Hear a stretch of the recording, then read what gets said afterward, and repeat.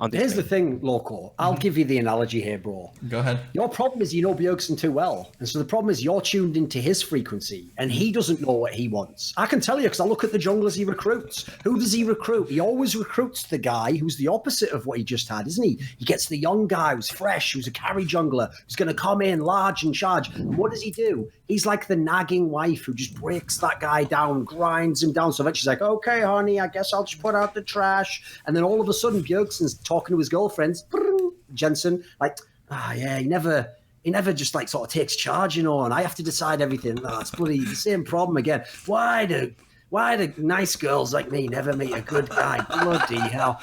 And then what happens is, what he really wants is that, tell you what, that Meteos is so bloody arrogant. I'd never want to play with him. He wants that Meteos to just roll in there, slap his ass, and be like, all right, lady, we're going out tonight.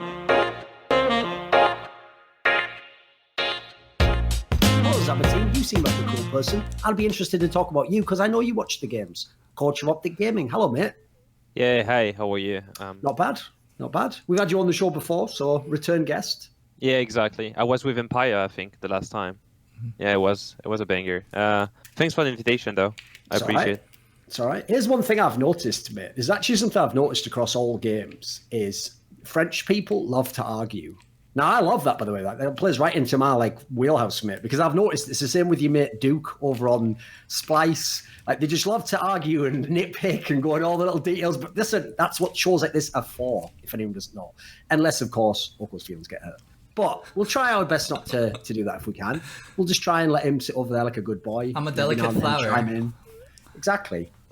Right. And so hopefully one day he ends up pressed between two nice sheets of paper in a fucking book somewhere. Not alive. Right. Zaboutine, here's the question. We've got to ask you, first of all, about Optic Gaming, obviously. I'm going to tell you straight up. I don't know if you've seen this show during the time you've been with this Optic Gaming lineup. I know in the last one was when where you had Power of Evil and those guys. But when you've had this one, right, when I ask you about this team, I'll just tell you at the beginning, we do flame quite a few of the members of your team. Like, basically, the way we characterize your team is like, it always starts like this. Jesus, that Crown guy must be good. How the fuck is he carrying some of these players? How is he so good, even though he's Korean? And then the other part is like, Meteos is pretty fucking amazing, isn't he? And beyond that, it's like different levels of flame, depending on which the players are. So I thought what would be interesting is, as opposed to start with the big names that everyone knows are brilliant and have great histories in League, let's ask your perspective on some of the players who either don't have a great rep or even when the team's winning kind of get the blame. So the player I want to start with is the most maligned player on your team, and I won't necessarily say it's unjustified, but you can tell us, is the top laner Dokla. Like, this guy, even though your team at one point in time was top of the league, if you asked a lot of fans, they'd probably say he's the worst top laner in LCS, or they'd say he's, a wasted spot, or you just had to have someone who's not an import. This sort of characterization. So who is Dokla to Zaboutine? Who is he in Optic? What do you try and do with him? How do you see him? So we started working with Niship. So Niship is the first name of Dokla. Last year, you remember I had Zig in the team. Yes. Laning was kind of like the 10-man roster, and he was swapping between, right? So yeah, we just, even before the 10-man roster in Spring Split, so when we had still Lemonation, we brought Dokla from our academy. So the academy was still in Dallas. So we brought him to make tryouts because our top lane was definitely something that we need to improve on. And I've seen like a hunger of learning the game a lot from Niship. He has been working super hard from his prime weeks, and we felt like keeping him for the summer split. So we went through the summer split. We did 9-9, which I think it's a good record for a team that had its first year into LCS. So PoE, it was the PoE time. We didn't make it the playoff, unfortunately, even with 9-9. And for the upcoming year, I'm not telling you anything, right? It has been kind of a mess, Infinity Sports and Entertainment. I think that it won't surprise anyone.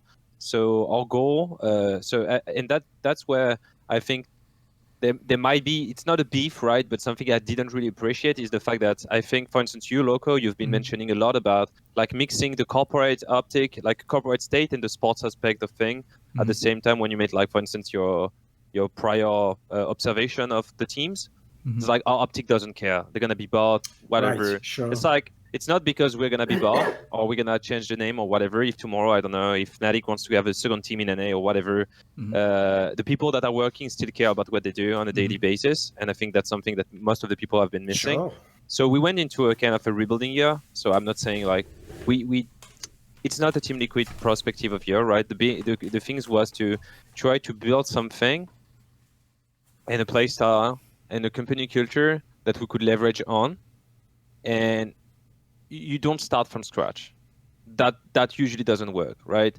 I have a very good connection with Big. I have a very good connection with Dokla. I have trust in these players, and they were still running contracts. I didn't see a point of like going on the market, spend a lot of money to get another player that's gonna be what.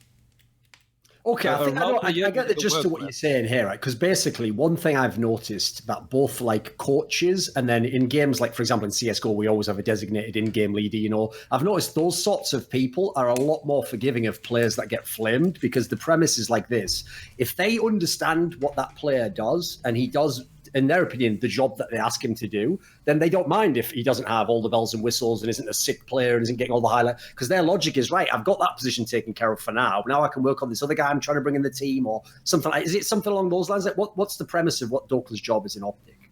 The Dokla's job in Optic is, so it depends on the playstyle, depends on the draft, depends on the patch. I think that this year has been pretty much forgiving toward top laners because most of the patches. So there was a lot of flexes and a lot of about solo laners at the end of last year and the beginning of this year. I would say the Griffin meta.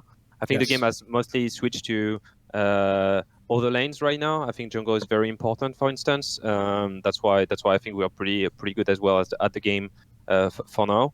I would say Dokla's job is to understand what the top laner goal in a game is when you're playing with player like Crown or Arrow that can create leads by themselves, and how it's more minimizing the amount of like small mistakes that a top laner would do in a way that you can actually impact the game any top world class top laner would do without especially like outplaying anyone, right? It's like understanding every single segment of the game in a way that he knows exactly where his position should be on the map, what he should be saving, when he should be trading, and this kind of thing. So he's learning slowly, but I think that FakeGod has been doing the same as Dokla did. I think that, for instance, so FakeGod, Viper, all these guys are still in the learning process. Some of the mistake that Niship does, I see Viper do it.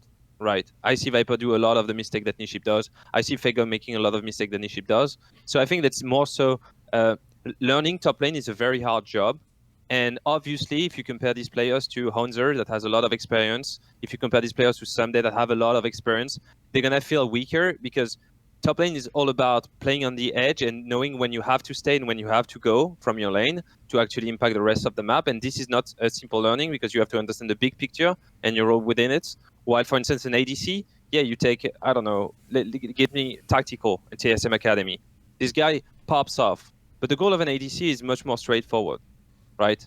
Sure. If he moves with the support, he pushes the mid wave, waits for the established by the support, doesn't drop that many trinkets. If he trades patterns, even as a guy who is the support who could even tell him when to move. So I'm like, right, come now. Everyone else doesn't have that in some of the other roles. I think top lane is one of the hardest roles to learn in competitive League of Legends, not in League of Legends as a whole, but at least for competitive. And a lot of these players, how do they get hired? They go high in the rankings. So what do they play? They play Riven, Viper, they play Jace, they play Camille. Something you can pop off on, yeah. Exactly. And then they come in competitive and like, okay, you're going to play this champion and you're going to do this. And you're going to go with Nico, blow your, pop your ghosties on the mid wave. You're going to slow them, just press R and go back to your wave. This is completely different. So this transition process is slow. And that's why people see setbacks in the play that Niship can have. But I think that as an individual working, and I can, like, not only me, but the players that are working with him can relate. I think that Niship is probably one of the best teammates you can have in a team. So it's like, Niship, what do you think? Oh, I played bad. It's not, oh, you can gank me. You understand that, yeah, everybody wins with the jungle pressure, right? It takes ownership of, I played bad. Yeah, that was not exactly the play I wanted to make. Here, I was autopiloting. That's my bad. How many players, how many young players are eager to have this approach of, if something fucks up, it might be my fault, instead of, with these external resources, I would not have made this mistake. And I think that it's really easy to work with him overall. And his attitude in Scream has been better and better over weeks, and that's why you see him right now performing pretty well. Okay. I will say, by the way, since you gave the reference point there, is a decent one. I myself probably do have a natural bias where I will overrate a player like Viper, because even though actually sometimes he's shit in lane, as long as in the team fight he pops off, in my brain it thinks, well, he was having a good game, he had impact on the fight. Like, by default, I probably would be skewed to that as opposed to someone who just looks like a boring player. But yeah, it's going to be hard to see what he's doing. Like, Loco, obviously it's not a direct contrast, but just to give a reference point, when you were the coach of TSM, it's pretty famous that like Dyrus just got sacked in the top lane a lot of the time, or he had to just kind of be the dog of the team. He had to just do whatever was necessary. And if someone was going to sort of be the leak on the ship, it was going to have to be him. It wasn't going to be Bjergsen or Wild Turtle. It's going to be Dyrus. So what do you think about using a player in this way? Oh man, I mean, attitude from Dyrus was very different. Infamously, Dyrus said on an interview, like, I would just like to play League of Legends, and he got pretty tilted from the, I guess, amount of ganks and the amount of resource we were willing to give him. So yeah, it is stark difference, but Dyrus was a veteran, like way longer into his career versus Dokla, who's very new to his career.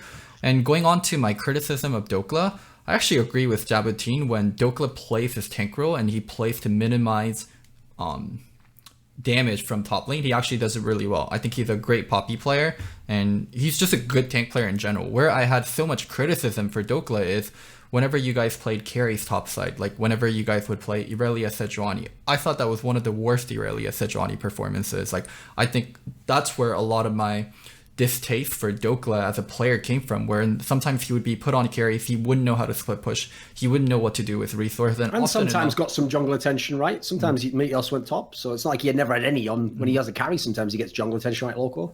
Yeah, but it was just so subpar to rest of what Optic would normally do when they would have Dokla on a tank. So yeah, that's where I would question Zaboutine and ask about what did you think about Dokla on carries and why did you guys put him on carries earlier in the split? Originally, so that's kind of funny because Dokla was so he was a Camilo TP last year.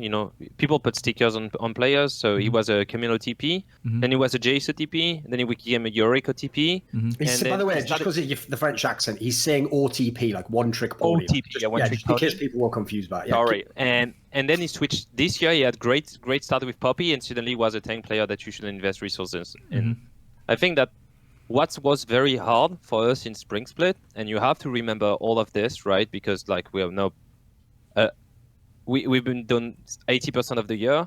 Our Spring Split was a mess because we didn't even have the players to work with, right? We got Arrow in week 3, so we had Crown with no Koreans on the floor. Yes, because if you don't remember, Loco, they actually started LCS playing like a bunch of the academy players. That was like the first week, I think, was that. Scarlet, Asta, I remember.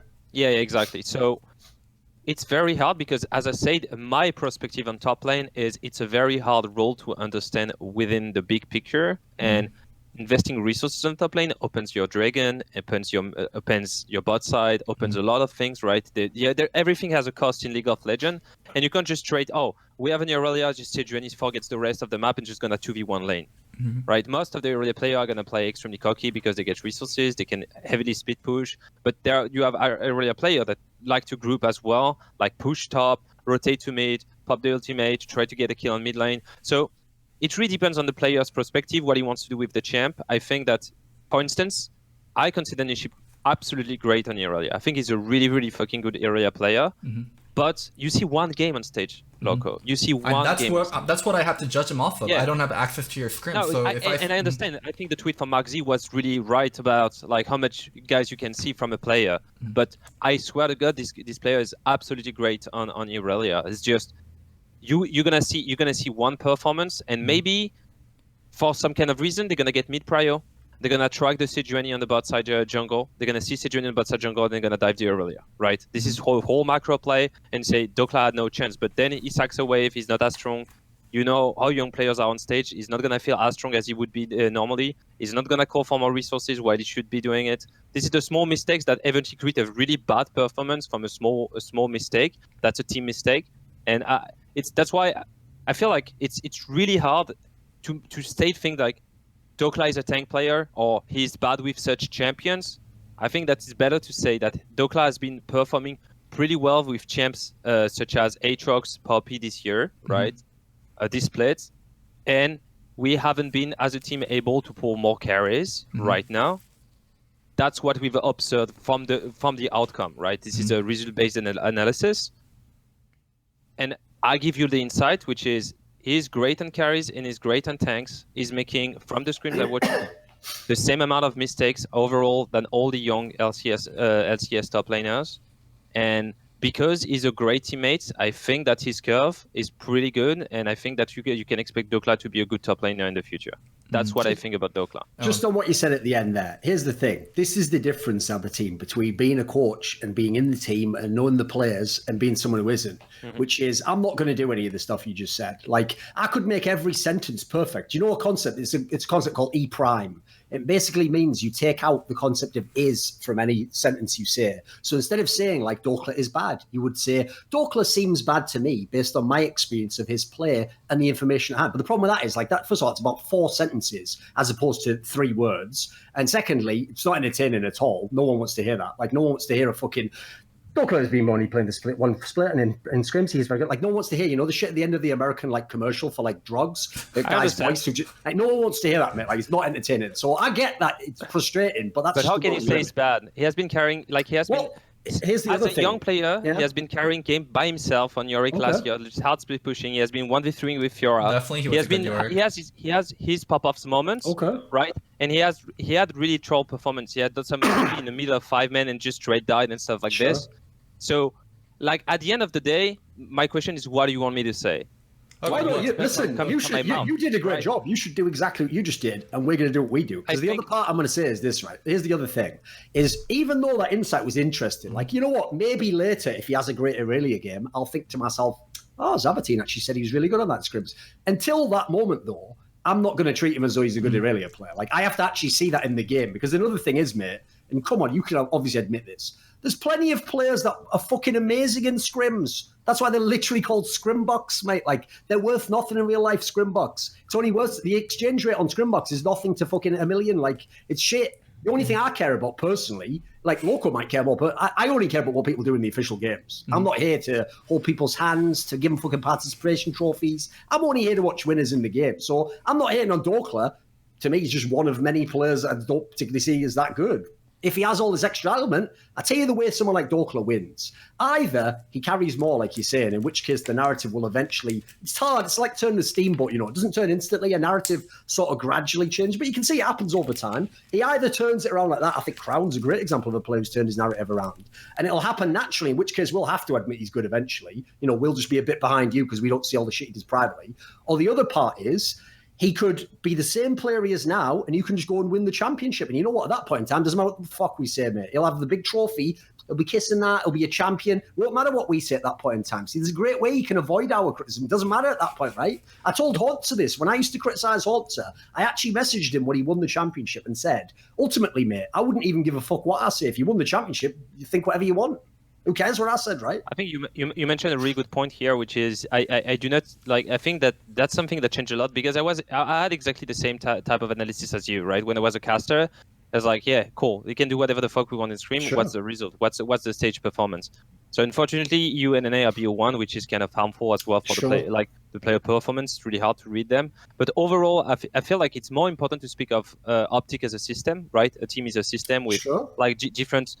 You will have dominant points, recessive points, and because not everybody can get the same share of the cake, and everybody has to understand their role within the process instead of analyzing any small sub pieces, because you're gonna find flows that maybe get completely compensated in the global system, right? Mm-hmm. So it's pretty hard. Yeah, we can go from top to bottom and speak about player per player, but you're gonna fall really big counterpoints on every single player, right? You're gonna say, this guy is bad at this, this guy is bad at that, this guy only play this, this guy only play that.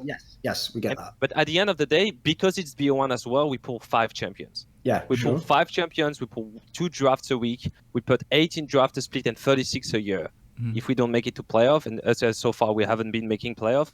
So we pull 36 games for 5 players. So it's obviously nothing throughout a whole year. If you compare even to CSGO, right? Imagine you played 36 maps in a year.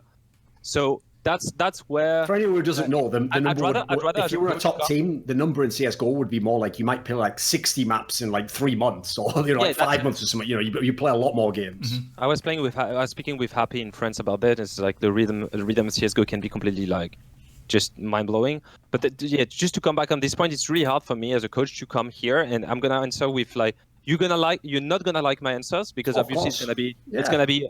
What do you want me to say about these specific players, right? I have my own rating and opinion of every single of my players, and if they keep playing, I hope so. If I'm not a terrible coach, that I have trust in them.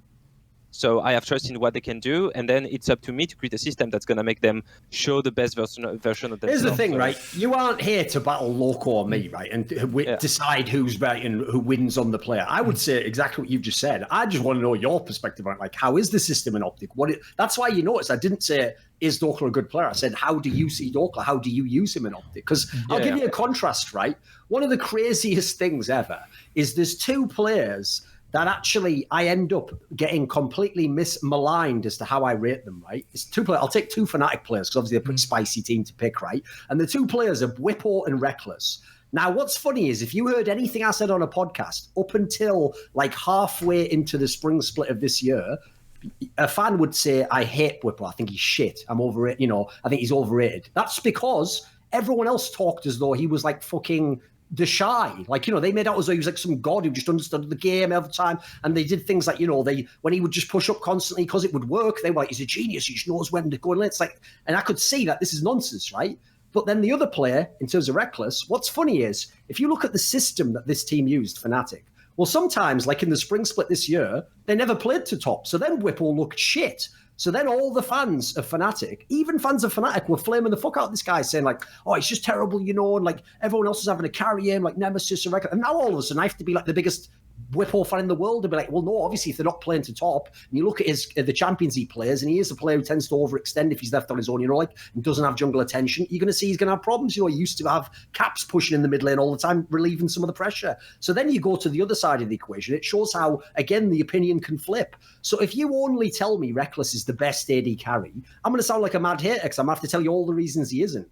But if you have a game like they have had in this split, where they're playing heavily to Whippo, and the whole concept is Hylissang's going to roam as often as possible to mid lane, I'll defend the fuck out Reckless as one of the best AD carries. Because he's just playing on his own in the bot lane, and his job he's never going to win the lane 2v1, he's not even 2v2 at that point in the time. He's going to be put on champions that probably aren't going to suit him because you're playing to the top side to get the carry from top or through mid. So in that scenario, like what I'm trying to make the case for here is, even though we might sound with a lot of like hyperbolic statements, like we're just making Reddit comments, etc., there is a concept that's a similar model behind it. But the problem is, as you see there, I've had to speculate all that. I don't really know what Fnatic's doing at all. I've never asked Whipple. I have no fucking clue what Reckless thinks he's doing. So I'm definitely interested in that side of it. But anyway, it was a good rant, mate. It was a good rant on that side. But let me ask you this though. Do you want to point Loco? Well, Zab, you said Dokla was a great Irelia player, right? And those are worth, but I think actions mean so much more. Like, you as a coach, every week you're deciding what is going to give Optic the best chance to win in the long term. Like, what is going to give Optic the best way to make playoffs.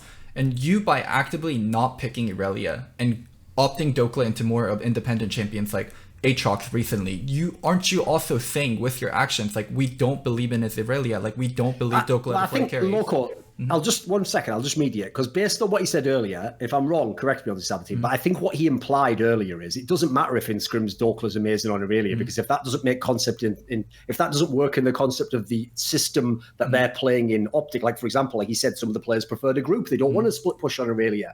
I'm going to assume they play through mid and fucking Crown a lot and give him his picks, In this world, it's like, basically, if he had a different team in Dokla, maybe he would just be playing hard through top. That system, they're going with that system because they believe it's better to put Dokla on independent champions. Like, that system isn't just something random. I have an answer for this. I have an answer for this that's very clear. I think that it would sound bad in an absolute judgment, but it's a relative judgment. It's not like preferring one pick over another for one situation doesn't mean that the leftover pick is a bad situation. It's not because he picks Aatrox and he has good runs on Aatrox that it's bad on Irelia, right?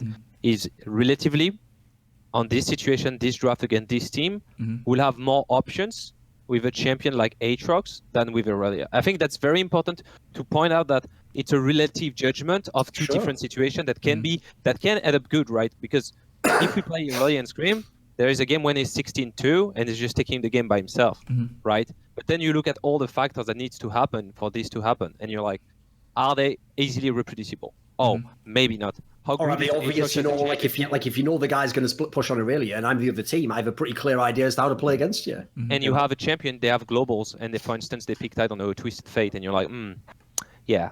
Sure. You know, there was this whole thing of like last year Nocturne everywhere, and you want to play a speed pusher, but they have Nocturne. What do you do, right? So that's what's very important is we spend a lot of time evaluating all these routes, and eventually we take one in a 10-second decision making. Right, our window is 10 seconds because we need to pick a champ. So it does not mean by any means that the champion is bad, but if you look at like somewhat. Areas super contested from the bans, the first 3 bans. Aatrox is much less, right? So obviously, even prior to players or anything, if you say you have 24 games a week to pull a champion on stage, right? It makes more sense to practice Aatrox. Why would you play a champion that's banned 60% of the time? Sure. Does it mean my player is bad? No, there is so many factors that gets into this equation. That means that this scenario was relatively slightly better than the one when the club speed. When you played League of Legends, were you a jungler, Zaboutine? You're doing some fucking great work for Doka here. You counter ganking. You're always like checking his lane. You're doing a fucking lane gank, hiding the brush for Loco when he comes in. Like, you're doing good work here, mate. Here's the question I have: when Loco, you referenced it earlier, when he'd said that like Optic doesn't care, you know, they've checked out, they're going to sell the team. Here's the thing: I don't think he meant that as in the team Optic. He means the org. Like to him, I assume. I'm trying to think back. I think he said that in the context of like, they're not going to like upgrade a player or buy like a sick AD carry, you know. They're just sticking with the team to hold the spot until they sell it, I think was his implication. Why would you do that in the middle of your LCS tier list? That doesn't make sense, right? It's like we come in LCS tier list, it makes the ranking. Oh, wait, sorry. Was this from Loco's show? Wait a second. Was this from the other show he does like face check or something? No, it was exactly. Right, I don't watch that. It was from a separate tier list video that I did. Right. It was that wasn't to do with me then. Fair enough. And it's like, okay, Dokla is fucking bad.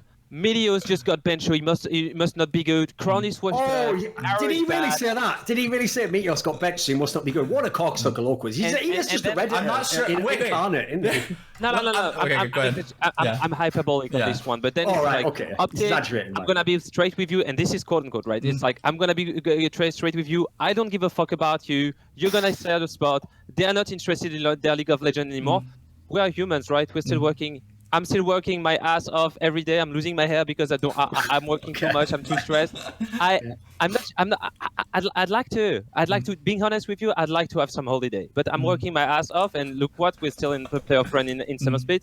I feel like this is, for me, right, I'd say as a professional, this is really bad. This is despicable because we're working, the players don't like it, I don't like it. Eventually doesn't make your job easier because you want to invite us and we don't want to talk to you because, like, why would you talk shit?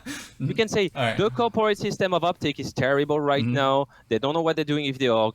They let these guys. We have no expectation for them during the summer split. They had these issues. Question mark on them. Wow. You didn't talk shit, Loco. It would be insane. Well, you know what, Coach? You're doing a great job of coaching this show, but unfortunately, we're not actually. We're kind of like, you know, Anakin Skywalker. Remember at the end of the second prequel, right? The Attack of the Clones. Anakin Skywalker says to Darth Dooku, he says like, "I'm a slow learner." That's us, mate. Like we kind of have our own style. We're a bit arrogant, you know. We do things our way. So listen. Give us the insight. That's great. The lecture, it was so-so. It was all right, you know. It sounded good. Didn't go to heart that much, though. All right. You know. And props to you guys for what you guys are accomplishing in Summer Split and what you guys are accomplishing this year for like the resource you guys had. But from outside perspective, I think that was like a really fair judgment to make. Like Optics, head of esports. I'm not sure what the position Malk was holding, but he's leaving. Yeah. He's leaving. He's already left. Hector and his comment made on Optic, the brand, and Optic getting bought out from Infinite, and then him taking a break, and then he said he came back and the company was completely different. I don't think I spoke out of ignorance. Like, I did my research. I talked to other people like involved within Optic and people that knew about what was going on. It seemed like the org was cutting people. The org was left in a different state from when Hector took his break, and then he came back and it wasn't in a good state, and they were worried about like what's going on with it. They wanted to sell. They weren't very interested in like developing Optic further as a competitive brand. I think that was a very fair statement to make. Was I hyperbolic about like me not caring about Optic and how bad Optic would be? Like I was just flat out wrong on how bad Optic would be. Like the performance you guys put up is very different from what I had in mind. But I think from the information I had, like the comments I made wasn't lies, or it wasn't even slander. I think I took the facts I had. No biggie, right? It's just I try to bring this point because I feel like it's I've been doing so in the last 10 years. I've been on the content creator side. I've been a caster. Now I'm a coach. So I've seen a lot of like different aspects of the same spectrum, right? Which is reaching people with ideas on esports or creating the content from playing. It's hard. It's hard for you to know, but know it if you want to have insights. I can talk to you and say, I think this is what's going on. And I'd be pleased.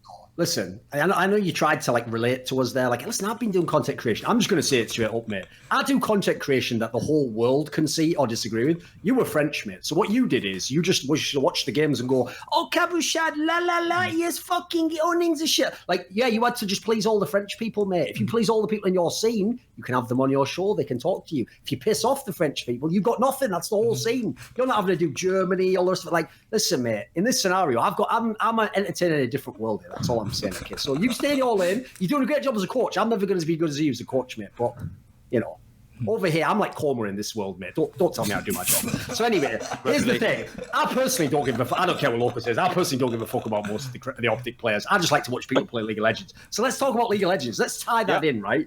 So in light of what Loco said, like obviously, yeah, no one knows what the state of the org was. And if you look at the way the players were picked up, it looks as though you guys sort of had to wait for someone until the last minute, or you didn't have the biggest budget for some of them. So actually a question I had was, the two players that everyone praises, Meteos and Crown, these are players who, they weren't actually super contested as far as I can tell. Like, for example, how did you decide, or how did the move to get Crown come about? Because this is a player where if I'd asked a lot of, like, if I'd have gotten like the big experts in League of Legends and said, right, gun to your head, you have to predict now, does Crown become good, or is he like bad in NA? I think a lot of them would say he'd be bad. A lot of people did not expect him to be good. So why pick this player? And obviously it's gone, I think, better than anyone could expect. Wait. Let me give a little bit of context to it and why I thought it was bad, and I want to hear Zab's explanation. So way long ago when Crown was in Brazil, there's this guy named Murloc. So he was the jungler that played with Crown, and I knew him back from playing solo queue in Korea because we were professional. We were both pro players around the same time.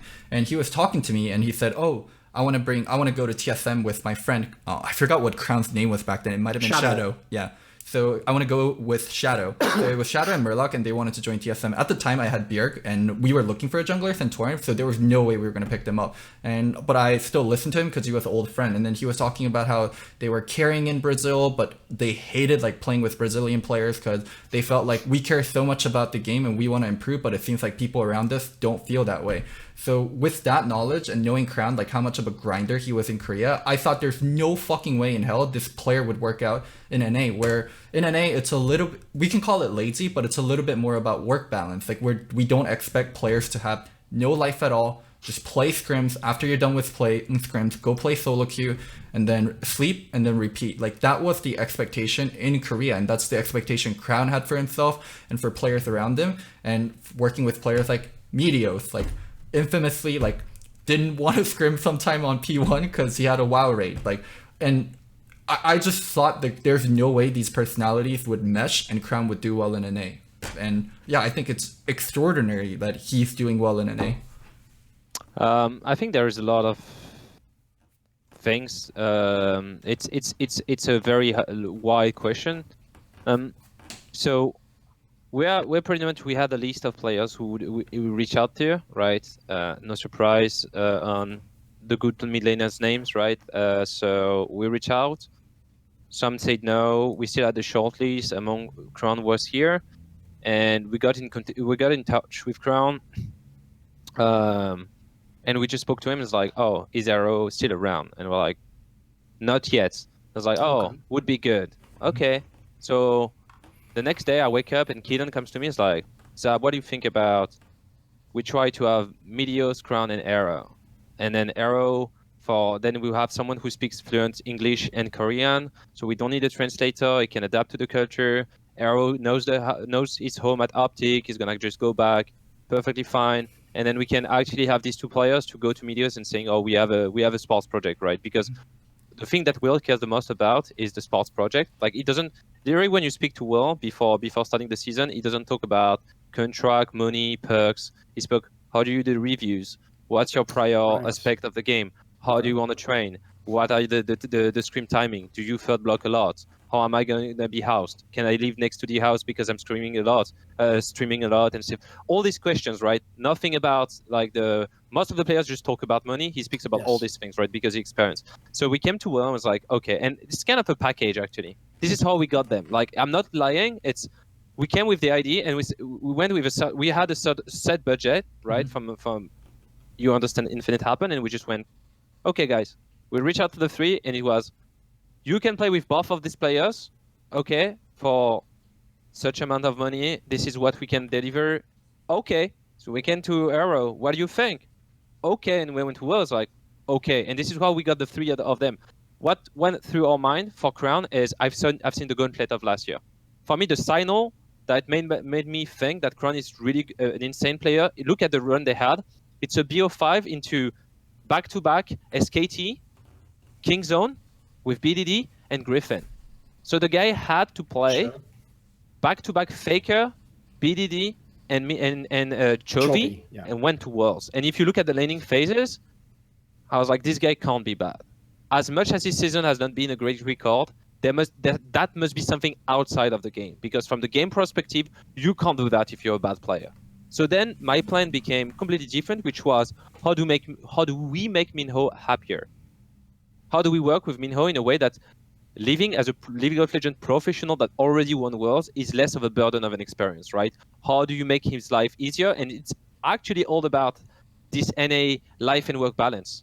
So it's creating a system around the player in a way that he doesn't go, oh, fuck, League of Legends is so pressuring. And this was my job as a coach. This was Keaton's job as a general manager. It's like, how do we create a system in which Minho fits and is happy on a short term, middle term, long term? That was our bet. Because from the game perspective, you can't do the run he did, right? Pick any player, any mid laner from even EU, beside Caps. I'm not sure they can do what he did in the Gauntlet. I'm not even sure any player from NA could do. Of course, there is the language barrier, but from a pure game standpoint, pure laning standpoint, what he has been doing in the late 2018 before he went to Worlds was actually mind-boggling. So I was what about on the angle of like you implied some of it there, how you kind of like opened him up as a player, because actually, even though, as you say, he went to Worlds, he himself, his rep took a big hit that year. Like, people were saying he was just shit because look at what even the team was putting him on. Kind of like what Loco said earlier about like what it seems like the inference is when the coach puts you on a champion. If the coach puts you on Lissandra and Malzahar all the time, and the only thing it lets you play that's vaguely a carry champ is busted ass Season 8 Zoe, like, someone's going to think that's not a good player. They're going to think this is a guy who can only do some very basic things. So how come in Crown and Optic seems like he can pick anything he wants? He's opened up his game. I think he's been an MVP candidate for me in both splits. Like, how did he become this player again? I have a pleasure-based approach of the game. So, like, my first concern is how much do you like playing the game? And I always ask my players, how do you feel right now? How do you like playing the game? What champion do you like to play? And sometimes it's hard because the patches, go back and forth on the type of champ you like to play. But for me, he's good enough to play anything he wants. That's the same with Caps, right? Caps go on stage, is like, trust me on the vein. Who are you to say no? I think it doesn't work. Just pick your trust, pick your confidence champ. Sometimes it won't work. I've been victim of it, right? Some players like, Zab, I really think this is great. I'm like, pick it. And then it fails. But at the end of the day, what's important for me is to have this very open door system where he comes and is like, I think this is really fun. I want to play that. And I'm like, okay, we're going to build a team around that. Why? Because I think that's the best way for him to come to the office and don't feel like, shit, I have to do it to get my food and pay my bills. Even though he was world champion, right? This is the last thing I want the players to have in mind ever in his life. So this is how I approach the whole thing. And as I said, the raw material is here. Look at 2016 final, probably the highest competitive League of Legends ever played, the 3-2 for SKT. Mm-hmm. So he has the understanding of position on the map, movement on the map, vision, tempo, all these things is acquired. Wins the trophy on Malzahar, whatever. Even just taking 2016, there is no way this player is bad. You got the two confused there. 2017 was when he won. 2016 was when they lost to SKT. 2016 he lost in final, but if you look at the final, it was the longest series at Worlds of all time. It was like epic, 5 or 6 hours. But the level played here shows like it's probably one of the highest level of macro ever played. Okay. And this means that he has the mechanics from pretty much his whole career are insane. Sure. And this, you can't be world champion and go back to back in final not understanding the game and your position on the map. So after this, the raw material is here. It's just about how much you want to play with this and this and this teammate and which system can you create. Yes, Loco? So, I mean, there's been a lot of world champions in NA, and not a lot of them have been successful. I think Crown and Impact are probably the only 2 world champions that have been successful in NA. I can fully believe that Crown is still a great player, and I think that's not the part that was hard for me to believe in terms of Crown doing well. But it's a Korean that's so much about Core JJ. Core JJ is the other world champion that's doing well. But the hard part for me is how do you get a player that is so connects his self-worth to grind and kind of work ethic and dedication to the game to do well in NA with teammates that might not have the same kind of dedication or same kind of the expectation. I think personally this is probably one of the hardest part, right? Because you can't change the solo queue. So we've been addressing this problem to Riot. The solo queue in NA is dog shit.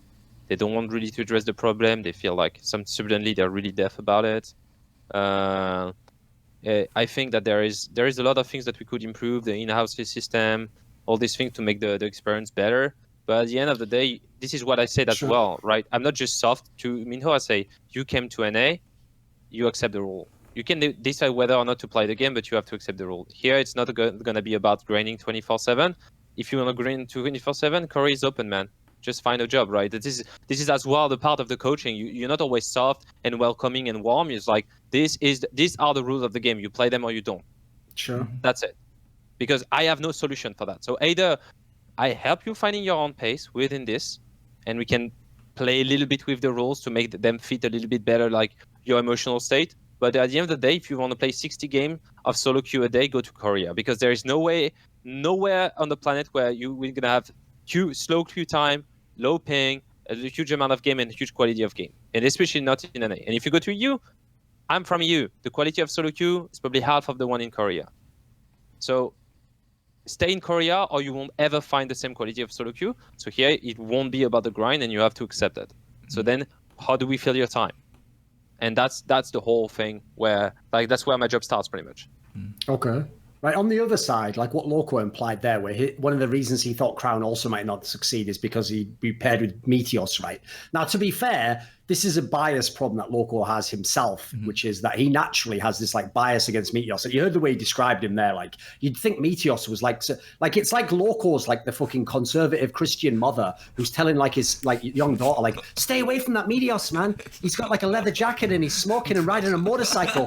Bad news. And then the girl obviously is just like, ooh, interesting. And then that's the problem. He doesn't realize that only makes us more interested in Meteos. So we think he's fucking sick now. He's got sick attitude. He's a ball player. Because the thing I don't get about it, right, is I understand if I had the best team, like if I had Team Liquid, probably wouldn't recruit Meteos. Why would I rock the boat? Got a team that works amazingly. Everything works well. If I'm almost any other team than C9 or Team Liquid, I'd 100% take Meteos. This is one of the most like self-directed players I've ever seen as a jungle main. Literally has played on bad teams and was pretty good. Has been in multiple teams to the finals that were totally different lineups. Like one of the best players to ever play in the LCS. So I'm always amazed that Loco goes so hard on that angle. What from your go on then? Give us your take then. So I agree with you. I think Meteos is amazing in terms of like being a self-motivator, like having his own system. Any team that Meteos plays with Meteos system, and they have success under Meteos system. The old Cloud9, the 100 Thieves roster, P1, they had success with Meteos system. It's when you have Meteos system with another... And Optic Gaming now, mate. Yeah, Optic Gaming. 4 teams, motherfucker. 4 teams. So the problem is when you have a player with such strong ideas on how the game should be played, what happens when there's a player with contrasting ideas? What happens when there's a coach with contrasting ideas? Like most notably 100 Thieves, Prolly, and Meteos. Most notably C9, Meteos, and Hive. Like when there are contrasting ideas, that's when Meteos and that player doesn't work out. I want to add one more team to that list of the teams that you said. TL, C9 wouldn't take Meteos. TSM, like we can, all the biases aside, I don't think Bjerg and Meteos, in terms of how they think the game should be played and how they would work with each other, I don't think that would work out either. Yeah, I wonder why a guy who, no matter what jungler he gets, he fucking wrecks the jungler into their worst form. Before they looked sick, that's how we recruit them at TSM. After TSM, they always look sick and get back to like MVP form, like Svenskeren. You were saying Sontan's the best fucking jungler in the league, like second only hit Smithy, Santorin. Like, it was ridiculous how many players, like, you don't acknowledge that. Like, you, for what's mental about you is of all the players, you will never actually address the Bjergs and stuff. No, like, you don't put it into his, no, because when you evaluate him as a player, you never take it into account. You dare say to my face that, like, Froggen's, it's his fault if he's in a bad team. Somehow it's not Bjergsen's fault that every jungler he plays with becomes an absolute shitter and has no self-confidence. That's just a miracle. That's a problem with Bjergsen, and that's what I'm exactly saying. So, that Bjergsen, so build that into his player evaluation. That Bjergsen and Meteos wouldn't work out. Think about it, right? You put that evaluation into Meteos' evaluation, right? That's how you. That's how you I'm rate him as a saying player. Bjerg and Meteos would not work out together. That's my point. Like, you're Yeah, making my my joke point is for that's me. obvious. Yes, a player who cannot take his jungler having any self-direction himself wouldn't work with a jungler who says, no problem, I know what I'm doing. Yeah, I can see that, Loco. That makes a lot of sense, mate. Okay. Can I say something come on. about Will? Because I think there is a lot of thing about Will. So Meteos is a guy I think is the first thing that is hard for most of the people that work with Will is very smart. So he's not gonna buy your bullshit, and he's not gonna buy anyone's bullshit in the room. I think the same with Dardoc actually, because I work with both. They're very clever guys, and they're just gonna call you out if you say some bullshit. If you're like, if you gank to the lane and here like he doesn't. Are you listening, Loco? He's doing your voice now. Yeah, keep going. and Will's gonna look at you, it's like, I can just come by through all the pings on the map that they drop on their strong side, just kill this guy because he's not gonna back off. He's just gonna try to trade me 1v2 and just gonna call you bullshit, right? So I think that the thing you have to look at as well is, of course, there is other way of playing the game, but can we agree at some point that Will's way of playing the game is a very good system and maybe calls all the player and it's hard to work because he cares about his view of the game being to some extent correct? I'm not saying it's the best one. I'm not saying I don't like this opinion has to be debated from a lot of experts of League of Legends, right? With Will included. But I think that's important to stick to the point of he's a smart player, knows that according to his way of seeing the game, and he's the moving piece, he's the jungler, this is gonna the outcome of this is gonna be a positive situation for the whole team. That's it. Is he hard to work with? Yeah, if you come and you don't have a significant proven argumentation to prove that he should be doing something else, it's gonna be a mess. But trust me, when I come, sometimes I pull Will, I'm like, bro, imagine you do that and you rotate there and you do this. It's like, yeah, that's an idea for sure. That's it. So it's hard to work with? Yes. If you come and you try to say, yeah, you didn't come to my lane, it's like, no. Will knows the game enough to go back in time, play the lane, 0.5 speed, and say, look at this CS, you hit this CS. You fucked up. You stop with your wave and then you're calling me. So you can say, I fucked up. You could have came to solve my issue. But you didn't say that. You say, you should come to my lane. So instead of being, and this is why people say he's hard to work with. Personally, I think that he's not harder than any other player. He's opinionated, and I think that in NA, especially with the mentality of everybody is very special, it's really hard to deal with opinionated people. As a European, you go to Europe, everybody has an opinion, but at the end of the day, the coach chooses, right? That's how it works in Europe. That's how it works in Korea. That's how most of the sports are working. And I think that he has good ideas. Let's download what he has to say. Let's create a system that includes a lot of his ideas. That's it. And if you don't use the player the right way and you say, I am the coach, you're going to do what I want, you're going to have a bad time. That's it. That's what I think about Will. That's what I think of Will as a player as a whole. And I think that a lot of teams would love to have Will, but can't afford having some egos tuned down to actually listen to someone that's not like 20 years into the team. Do you think it's possible to have multiple players like Will and have the team function? It's hard. It's obviously hard because there is not that much time for discussion. But it's all about, it's an orchestra, right? It's the violin is too loud, lower a little bit the violin and put like the trumpets a little bit higher. Then you have to play this role. I think at the end of the day, most of what he's bringing out are fundamental concepts, but he gives a lot of freedom to the pawns within the board, the chessboard. Sorry, Yeah, so I think that there is a lot of space for individual outplay, individual watch me, let's try to do this, guy. Trust me, we're gonna do that. He's never against. He's always gonna trust his teammates by default because it's like I don't have the time within the game to think if it's a correct or the bad play. I'm gonna follow it and then we talk about it afterwards. So you have your own like freedom of doing things. What can be hard is if you have a player that's set on never doing this, and Medios on the other side, and they come in the review convinced, and immediately you're the coach and you're like, what should I do? Mm-hmm. But this can be hard, but there is no, it's going to be a person per person case. You tell me Bjergsen, maybe. You tell me Froggen, maybe. Tell me Crown, maybe. It depends on the player, right? It's very, very player specific. Because you have really good players that have a very good opinion of the game that don't have ego. Sure. Tristan, PoE. Yeah. PoE has no ego. Absolutely no ego. One of the best teammates. So he's going to come and he's going to say, okay, bro, I'm going to follow you. And fine. He has a different opinion, but he's going to follow what Will says. But the thing is, if you have the combination of being very opinionated, very smart, and you have a strong ego and you don't want to accept that Medios has really good points, it can be a problem, but it can be a problem in any team with any other player. It's not about Medios anyway. Here's the thing, Loco. I'll give you the analogy here, bro. Go ahead. Your problem is you know Bjergsen too well. And so the problem is you're tuned into his frequency and he doesn't know what he wants. I can tell you because I look at the junglers he recruits. Who does he recruit? He always recruits the guy who's the opposite of what he just had, isn't he? He gets the young guy who's fresh, who's a carry jungler, who's going to come in large and charge. And what does he do? He's like the nagging wife who just breaks that guy down, grinds him down. So eventually she's like, okay, honey, I guess I'll just put out the trash. And then all of a sudden Bjergsen's talking to his girlfriends, Jensen, like, yeah, he never just like sort of takes charge, you know, and I have to decide everything. It's bloody the same problem again. Why do nice girls like me never meet a good guy? Bloody hell. And then what happens is, what he really wants is that, tell you what, that Meteos is so bloody arrogant. I'd never want to play with him. He wants that Meteos to just roll in there, slap his ass, and be like, all right, lady, we're going out tonight. We're going to the fucking cinema. We're going to watch this movie. You're having popcorn. I'll order him. She's having the lobster and a fucking Prosecco. Like, that's right, I'm paying. And then that's what he wants. That's what he actually wants. But motherfuckers like you are just enabling him. You're just like, yeah, Bjerg, you're right. Everything you say, you're Bjerg's. Oh my God. 8 LCS finals, motherfucker. You got all that shit. It's all yours. You're like basically his entourage. You're making a character out of me and Bjerg. I think. Yeah, obviously it's a joke. It's called a comedic fucking skit. What do you think it was anymore? I've got to get this key out. Okay. Bjerg, to my standpoint, Bjerg looks really nice. He looks like a pretty genuine guy and really nice. Yeah, I don't know how it is to work with him, but seems to be like we hear the reports about player. I never heard anything bad about Bjerg. Mate, he has to pretend every year he's fine. We're losing at Worlds and groups. He's obviously a fucking amazing actor, isn't he? He knows he's very empathic. He knows how to trick people. You know, he's got it all. He's got it all.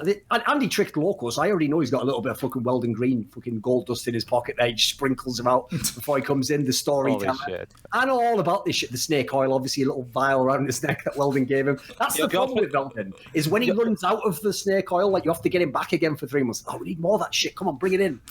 What's funny is like a Loco with Bjergsen, and for you it's Froggen, right? I think you would buy Froggen's bathwater. His bathwater? Yeah, for sure. Doran would be drinking that shit. He'd be gargling it every night. Oh, every single team in the world would look better with Froggen. All I'm going to tell you is this. I even told Loco this ages ago, and he didn't understand, right? I told him the reason why I respect players like Froggen and Forgiven above all others, basically, is because I've had difficult discussions with these people where you try and nail them on something they did wrong, you go in, and they're the best at explaining very credibly why, like, it wasn't necessarily a wrong play or the wrong way. Now, here's the funny thing about that. I even fucking told Loco this before we had him on the show. He came on the show, and he literally did that times 10 to Loco and absolutely battered him in the discussion. And then Loco literally, to this day, still cries as though like I was supposed to give him like fucking, as though I was supposed to give him a script of what Froggen was going to say so he could like research every detail. It's like he just got wrecked completely. Like he literally thought he was going to come in and just boss Froggen. Like, you know what? You don't even roam in the lane. He's like, yeah, I do. It's like, I didn't think you did those. Like, you folded faster. Folded faster than Superman on launch. Wait, of course, Froggen's gonna know better about the times he's roamed, and he's gonna be able to bring up examples where he's actually roamed. But overall, if you look at his play, he roams a lot less, and he's a lot less efficient when he's on roaming champions. That's not even an opinion. That's a fact. Like, Duncan, what do you think? You think Froggen's better on roaming champion versus strong team fighters that skill into late game? He's a laner. I mean, you literally just created a complete straw man. You went from does he ever roam to is he better on team fighting champions from like my the back point line? was never that he never roams. That was never my point.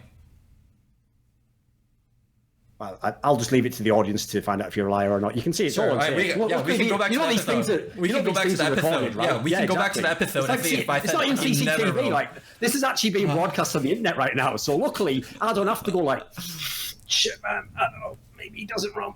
Yeah, take the shit, man. We're not in a fucking smoke session here, mate. It's actually been recorded and viewed over the internet. Frogger might even be watching, just going, this daft cunt's doing it again. I told him I fucking roam already.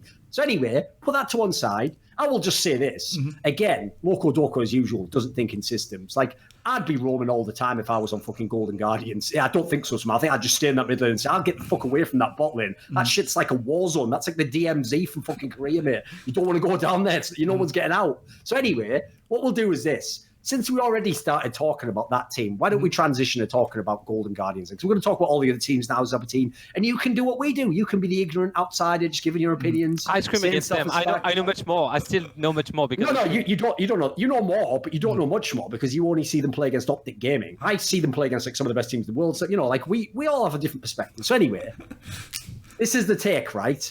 Start out. You give us your thoughts. What do you think of GGS and the way their team's set up and their players? What's your take? I think probably GGS is one of the smartest orgs from the new orgs after the first year. I think that the first year obviously wasn't great. I'm not gonna there is very small things to say about the first year, but the way they built the team and the way they brought the staff. I like the fact that they brought Danon, they brought Jonathan, they brought all these guys. They had so in Arrow, they recruited Jimmy, right? If I don't make the head coach. I always forget his name. Inero? No, Jimmy. It's Jimmy's the head coach. Jimmy's the head coach, and Inero's the academy coach. I spoke with Potluck as well. He's a really smart player as well. I like the stuff. If I speak about GGS, I know people want me to speak about the players, but I think that it's a great staff, and I think that it's an organization that's going to be just performing overall better in the future. Because they started with probably the worst possible org in the league last year. They were terrible. They brought some staff, they brought some players, they have a base on which they work on. They've made playoff in the spring split, which is significantly better than Optic, right? They're still in run for the playoff. We play them at the end of the week. It's never easy to play against them. They have good records against some top teams. They are not the best team by any means, but they have players like Hunter, Froggen, that are very experienced about the game, very opinionated. I think that they have talent player. They can play on 3 lanes at the same time. Depending on the patch, they can shift the way they want to play the game. So I see GGS as a good org. I think that our orgs that will struggle in the future because they have been overspending on some players that are gonna just take over the whole process, right? Even whether the management is good, right, or wrong, the player is gonna do the job no matter what. And you have organizations that have been investing in the staff, the process, and the structure in a way that this should end up being better in the upcoming splits. And I think the 2 orgs that I would keep in mind for that are Fly. I think Fly, no matter what the records is, I think that the Fly system is pretty good. Their process, their routine, the coaching staff, the way they approach the game and the players, and the GGS one as well. So of course it's not Team Liquid, but if you look at these teams, they don't have superstar players, and they still perform pretty well. FlyQuest for this split, not much, but they went to playoff. They went in semi-final in spring split, so it's still a pretty good year for FlyQuest. So yeah, of course they don't create as much reach as the big team like TSM and stuff. But if you compare FlyQuest or GGS to TSM, what's the track record of TSM? With the track record of TSM and the amount of assets they have, I don't think they overperform a team like GGS or FlyQuest for this year. And for me, the shout-outs to the management of this organization for creating such a good environment. Yes. That's what I think about GGS and Fly. And GGS. And as you alluded to there, listen, if you even just look at the names on TSM, if you say I have a lineup with Bjergsen, Sven, and Smoothie, should it do better than a lineup that has Froggen and Haunter, or Paul Belter and Wild Turtle, maybe, or Santorin and Paul Belter? Obviously, the TSM lineup on paper should kill that. They should be twice as good. So I agree. In terms of expectations, those orgs have done pretty well. Yeah, this is what I feel. Then if you want to speak about the players, it's hard because they just changed bot lane, so we don't have much track record of them. They've been performing pretty well in the past. I really like Huhi as a brain. I don't think that he really fits mid laner, at least in 2019. for the champion pool. He was always a weird mid laner anyway, if you think about his career, even at his best. And so I think his reposition on bot side is pretty good. Because he has a lot of good ideas on what to do in the game, and that's very important to have someone who's very vocal about it when you're on stage. There is some like very inconsistent macro plays from them, especially on stage, where I look at the map, the next play is very obvious, and they just forget one step and they just get slammed. So I think that with probably one more experienced player, probably, or like just a step up of understanding of the game on their side, it could be a really, really good team, like a top 4. That's what I think. Where do you have them currently? Where do you have them currently, like from 1 to 10? Not their standing. I'd say right now, if you want to tell me about right now, right? Because like it can change in a week and change, especially with 914. After last week's performance. the last week, I think that to me the team that plays the best right now might be CRG. I think CRG TL. I think the tier 2 would be probably us and C9. C9, and then I would see probably the next 2 team would be GGS and TSM. Because nevertheless they make gigantic mistakes on stage, but you see that they understand the shit they're doing most of the time. Okay. The thing with TSM is they have a lot of giga random draft or play that just cost them the game, right? I don't understand why they pick fucking Rumble into Aatrox, right? Everybody knows it's a dog shit matchup. They did it into us, so thanks. But overall, they understand what they're doing. So I always think about the team as this team understand what they're doing. And the team that are good and very underrated are probably Clutch. Like Clutch is pretty strong, and I would probably put not the Thief, but Fly. Fly has very good, like they're really good in scrims, but somehow stage doesn't work. Okay, the reason why that's actually quite a confusing set of statements is like because remember, I'm only watching the official games.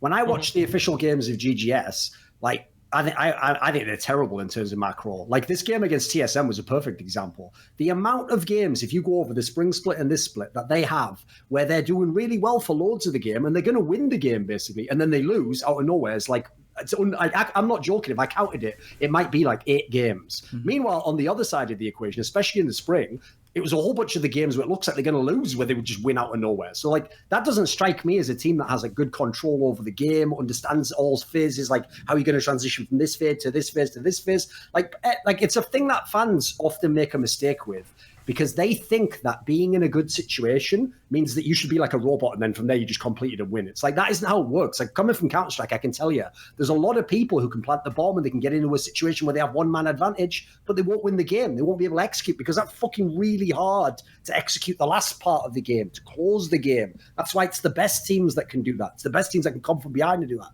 So when I look at Golden Guardians, I think some of the players play well, but at macro, I think they're terrible. Meanwhile, you didn't actually mention them until the end there. One thing I would give credit to 100 Thieves for is they look like they're fucking they know what they're doing in the game. Yeah. I don't think they have the players to execute it all the time, so they're not going to win many games. But if they win a game, I feel like they knew what they were doing and like it made sense how they won the game, you know. Yeah, you can put with Thieves out there, right? It's just try to give a top 6 of maybe, you know, I have my own playstyle as Optic, so I'm gonna be biased.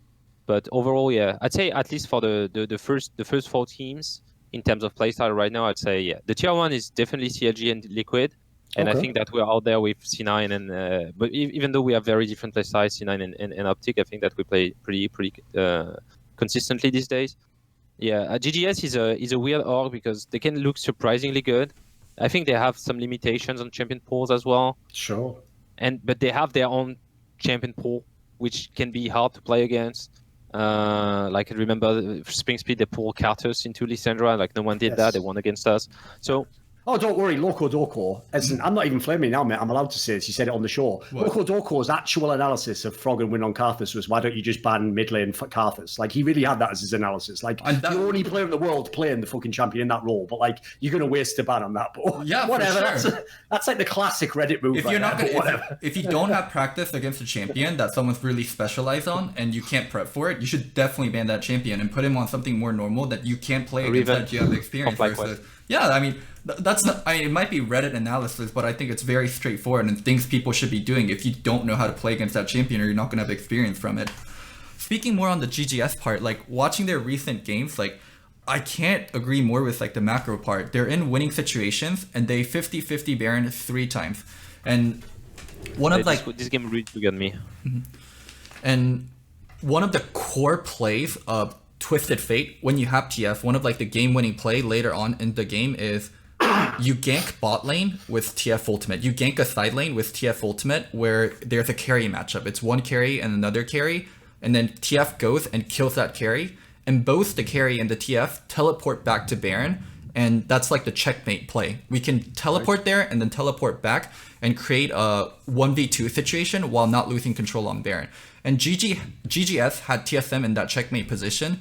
They didn't do it. They open up with the 50-50 Baron, and later on when they're defending versus TSM, they actually do that play. So it's mind-boggling where they know the game-winning play, they know the checkmate position to be in, and they don't do it until like after they fucked up. It's just, yeah, I don't know what's going on with this team. And a player that I have to call out that I hate to call out is Contracts. Like, he's someone like from my experience that's been like that works hard, but I don't know what's going on with GGS, but in early game, Contracts looks so lost compared to like rest of the team and like what he should be doing. Like, they're shitting on TSM's bot lane, like Tom Kench Ezreal, like they're getting killed early game, and Contracts is just staying on top side the whole time and not punishing the Tom Kench after he lost Flash. There's just so much things that are mind-boggling about GGS where they have really good pieces, but they can't put it like all together. Yeah, I think. Sorry, I'm just telling my player to get into the lobby because we have scrims today.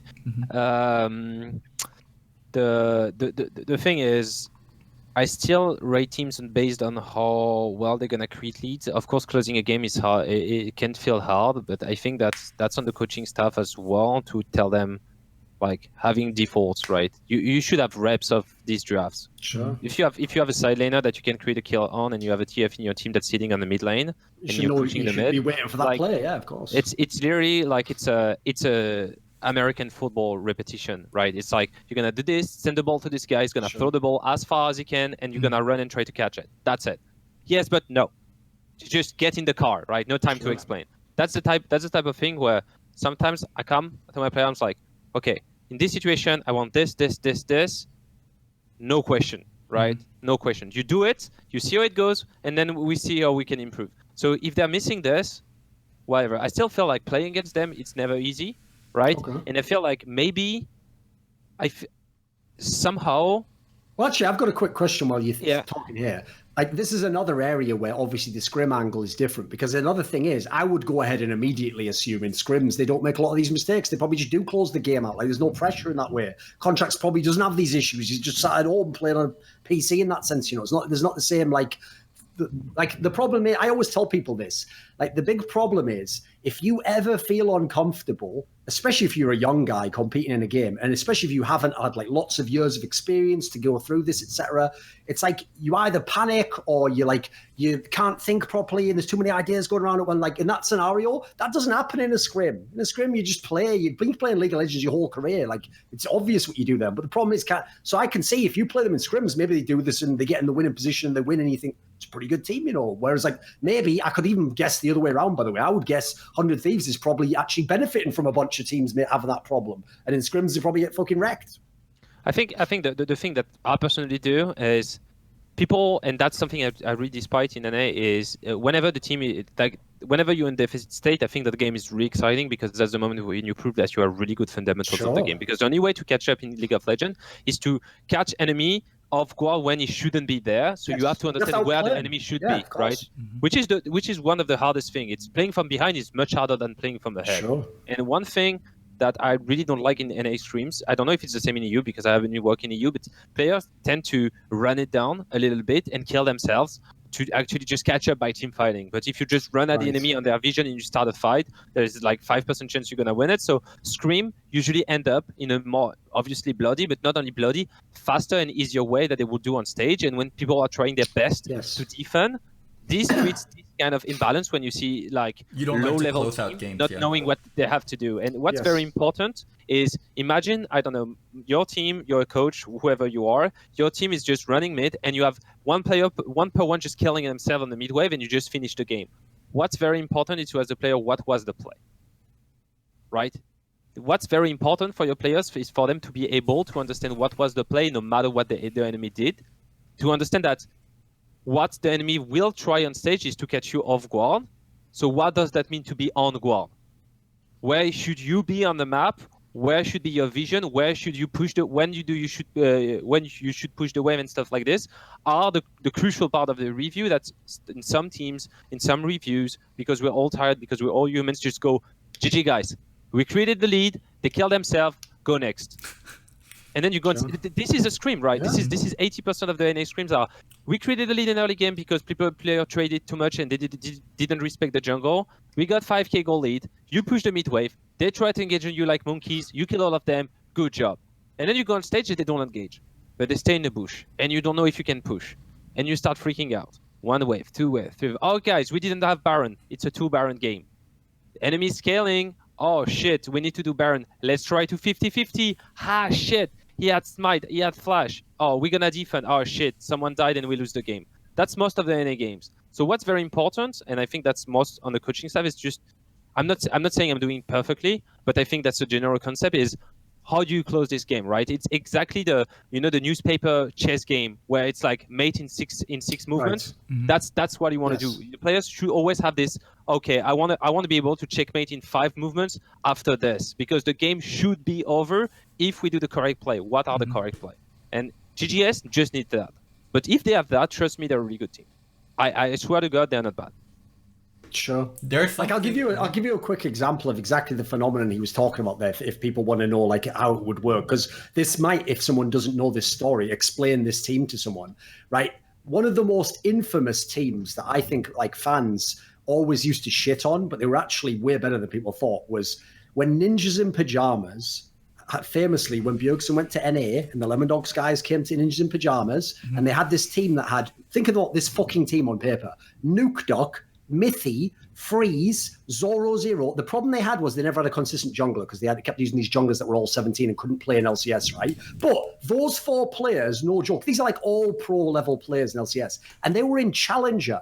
And what would happen was, in Challenger scrims and in the online games, they would be murking people. They would literally dominate opponents. And like, I even would hear stories from like LCS teams, like, if we scrim them, we lose to them. You know, like, this team's fucking amazing. But the problem was, it's like you're saying here, everyone in scrims at the time would like accelerate the fuck out of the game if they got behind. So what happened was, with all these amazing laners, if they all were winning their lanes, the other team would basically just int into them. The game would end at like 15 minutes sometimes, and then they'd be like, sick, we beat that team, we're fucking amazing, next game. And then when they would get to LAN, the reason they twice failed to qualify is because when they would get to the playoff match in the promotion game, guess what? In 5th game of a promotion game, nobody fucking like runs it down. You play super safe. You play way back. You make if you're slightly ahead, you make the other guy make the move. And as a result, they suddenly discovered they didn't have any shot calling. Like in that scenario, they had no clue what to do. And the problem was, they trained themselves to never need that. That was never a quality that they needed to win the game. And so as a result, fans just did that thing of like, well, if they didn't make it, they must have been just bad players or something. And it's like, as I said, the reason I listed those players is like,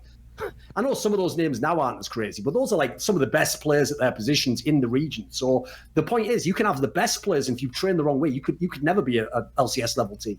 Mm-hmm. I think that was our problem with Optic. I can relate about it, because I think that we've probably been professional at throwing games for the last 2 years. I think that we were kind of I don't remember if we was Coast or Dignitas. You know, they eventually lose the game they're winning. I think it was a lot of us. It was Coast. Yeah. It was the Scara comment. Yeah. They're winning until they lose. Yeah. I truly think that we've been this team for pretty much 2 years. So I had to address the problem and recognize what was creating this problem and try to find like solutions to it.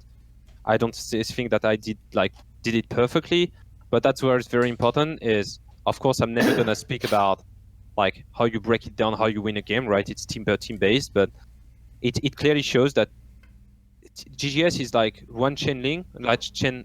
How do you call this? It's a part of chain link. Yeah, chain link. Is that one chain link away of being a good team? So that's why I call them a good team, because I still think that this is not that hard, right? They got the Baron, they got the 2 TPs. Think about it. That's it. You think about it, and the game is won, and you have a victory screen that happens that appears on your screen. So, to me, they did 90% of the job. So I consider GGS a pretty good team.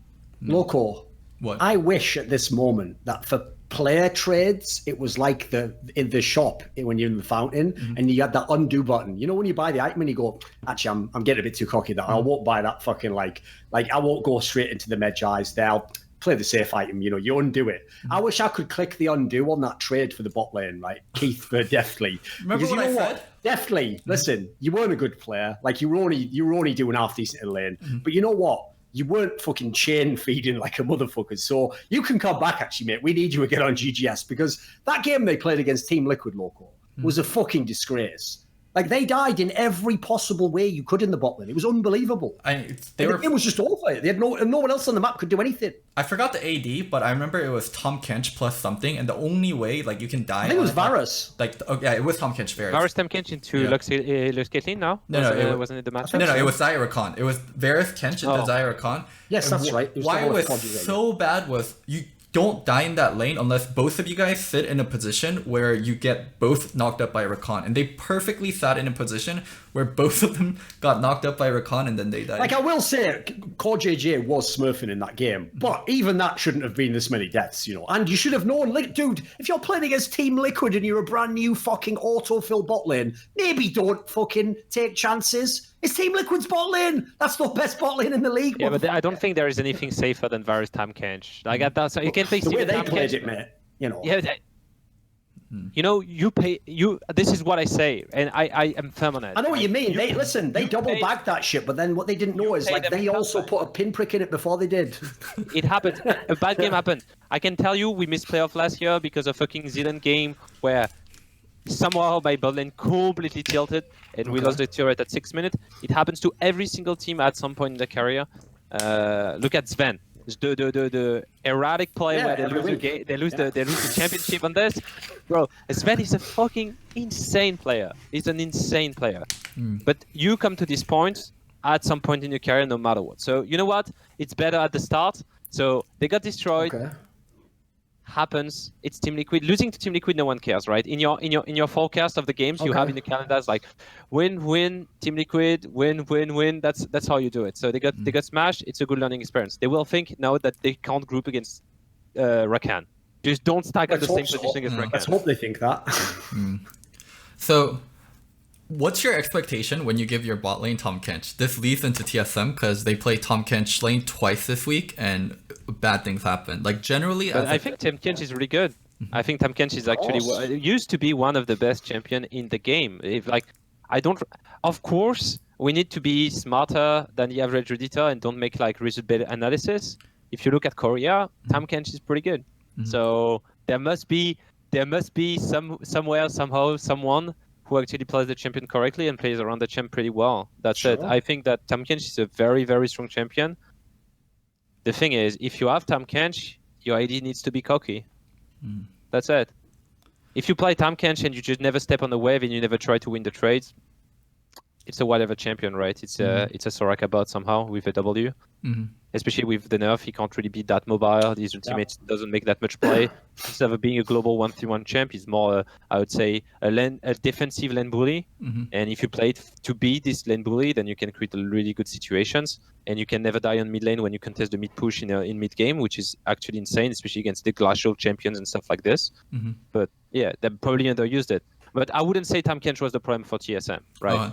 Well, here's my problem with TSM right now and watching both games from this weekend. Whenever a Tom Kench is picked, and especially with Sejuani and like strong solo lanes, and that's kind of the identity that TSM had in Spring Split, and it feels like they're leaning back into it. They're playing stuff like Tom Kench Ezreal, Tom Kench Sivir, very independent bot lanes while picking very strong solo lanes like you want to play towards. Like if you have Jarvan Rumble, like if you have Quirky Jarvan, I forgot they had Sejuani, I think it was Jace, they had Sejuani with strong solos. Like they picked comps where they want to play towards the solo lanes. But TSM bot lane, they're bleeding so hard right now. They're getting solo killed or dope at level 3 with these Tom Kench lanes. And when you get dope on Tom Kench lanes and when you die on Tom Kench lanes, the worst thing is, like your next 5 minutes is so bad due to the AD's buy. So Ezreal's coming back with tier. His first buy isn't Sheen. He used TP, he's coming back with tier. Like Sivir's coming back to lane with Call plus a longsword, where TSM's bot lane is bleeding so much, like when they're given Tom Kench lanes, like it's I just don't understand what's going on with TSM bot. Well, I plus, think- like Zaboutine says there, like if you have Sivir and Tahm Kench, yeah, you're not supposed to like smash the lane and kill them, but you're supposed to just not lose the lane. Never Like, die. like, I mean, just the bare minimum is don't die ever. should actually be a pretty safe fucking lane to give them. Yeah, I'm just looking at EU drafts. I think a good reference for draft. I'm not saying I'm inspiring myself, but I think you can't really look to Fnatic because they have their own meta. You don't look to G2 because it's G2. So maybe. I'm taking two next teams in EU because they're more, I would say, standard. So Splice and Origin are a pretty good example. And if you look at Origin drafts, I have one again Excel. Like 1-2 their red side, 1-2 is Sejuani is here. So they pick Vayne to Mordekaiser, which is like an island, right? And the bot lane is Ashe Tahm Kench, right? So you have pretty much the same philosophy of drafting of TSM, which is we get the solo lanes that are kind of blind, right? Azir, Corki. So here, in this case, it's Vayne. It could be, I don't know, an Aatrox. They had Mordekaiser. And that's, so they gave good matchup to the solo lanes. And they just end up with a Tahm Kench. And it worked. So I think that playing Tahm Kench with strong lanes has been the core of G2 in 2018, right? Tahm Kench stand in mid lane, you come by, you clear the wave, the warded job, right? Clear the mid wave, and then go on the side with the Tahm Kench level 11, ready to press R, and the side laner just trade like an animal. This is really easy. So if they get beat in lane and they can't even lane, I don't think that's the fault of Tahm Kench. That's it.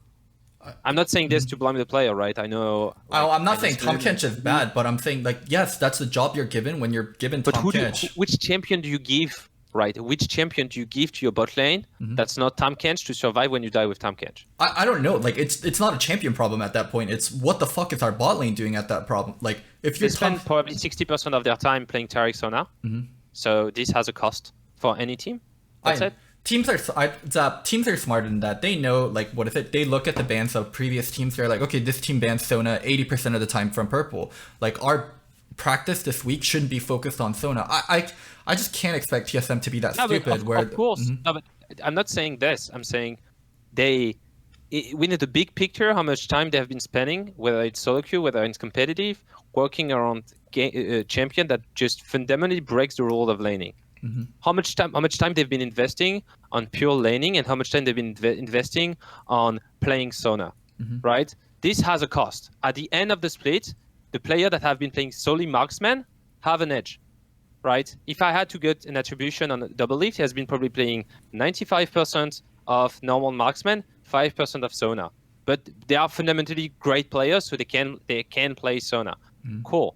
How much time did Sven and Smoothie play Taric Sona or Tahm Kench Sona this year, including scrims? Probably 30 or 40% of the time, right? They have been the team that pulled the Taric Sona the most or the Tahm Kench Sona the most.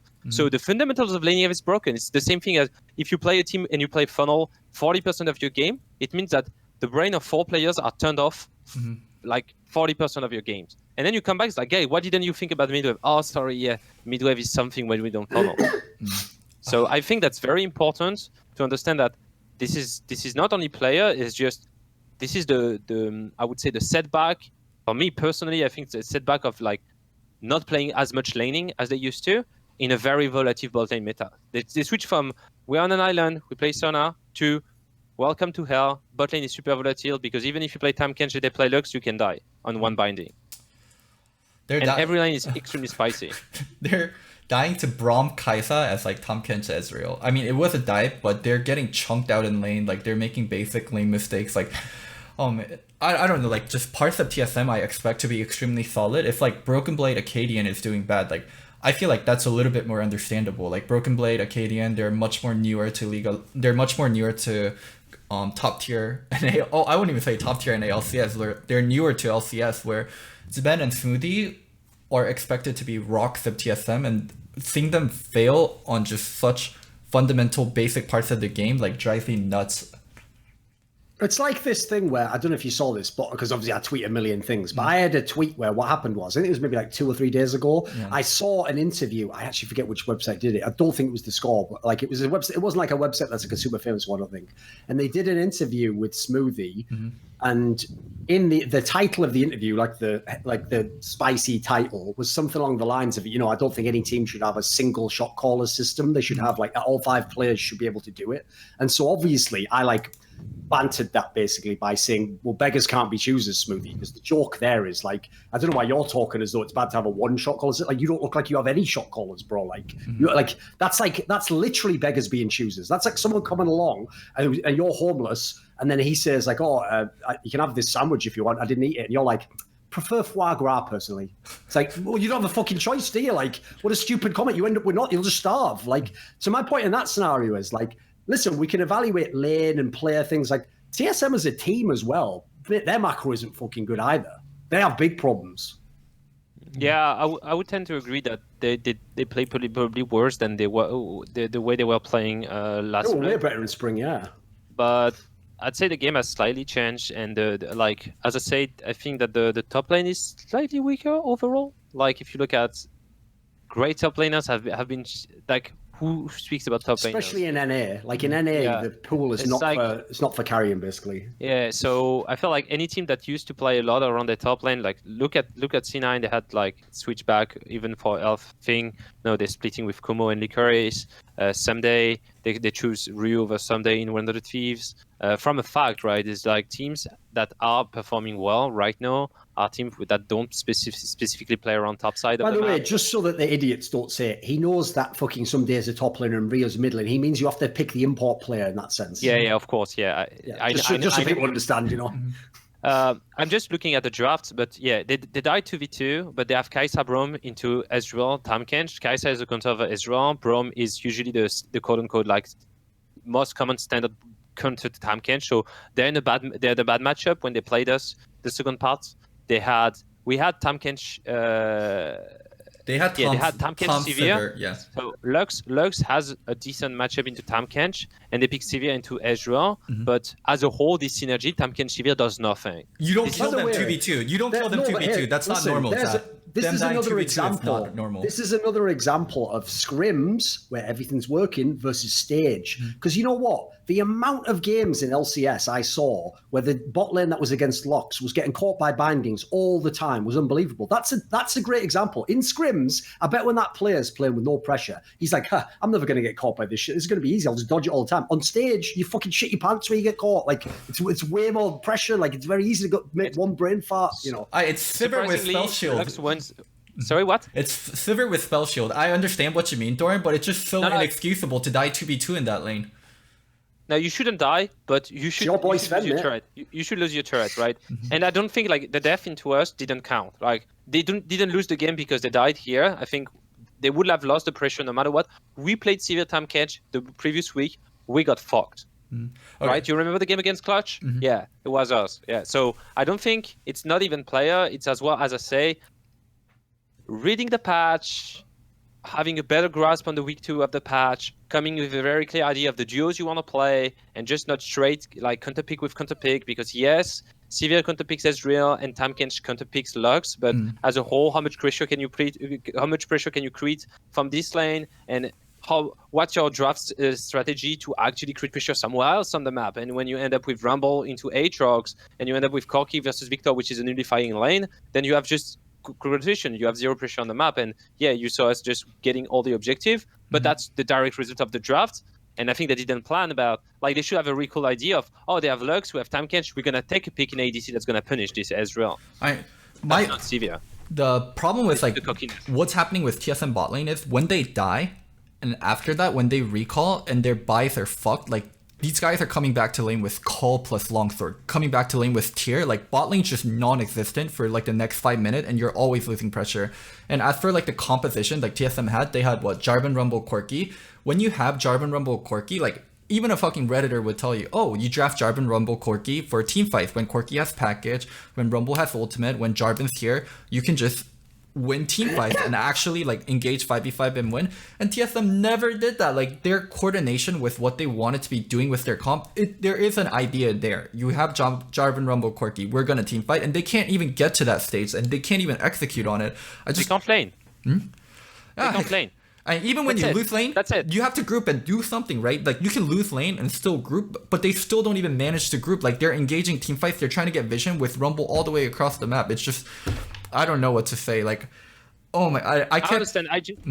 I try to be more forgiving than you guys. I think that's my role as well in this show. It's just I see TSM. I think that there is small things that give setbacks, and they didn't clearly knew what they were doing in the draft against us. For the draft against GGS should have won the game. They had a clear idea of what they wanted to do. They didn't much achieve what they wanted to do.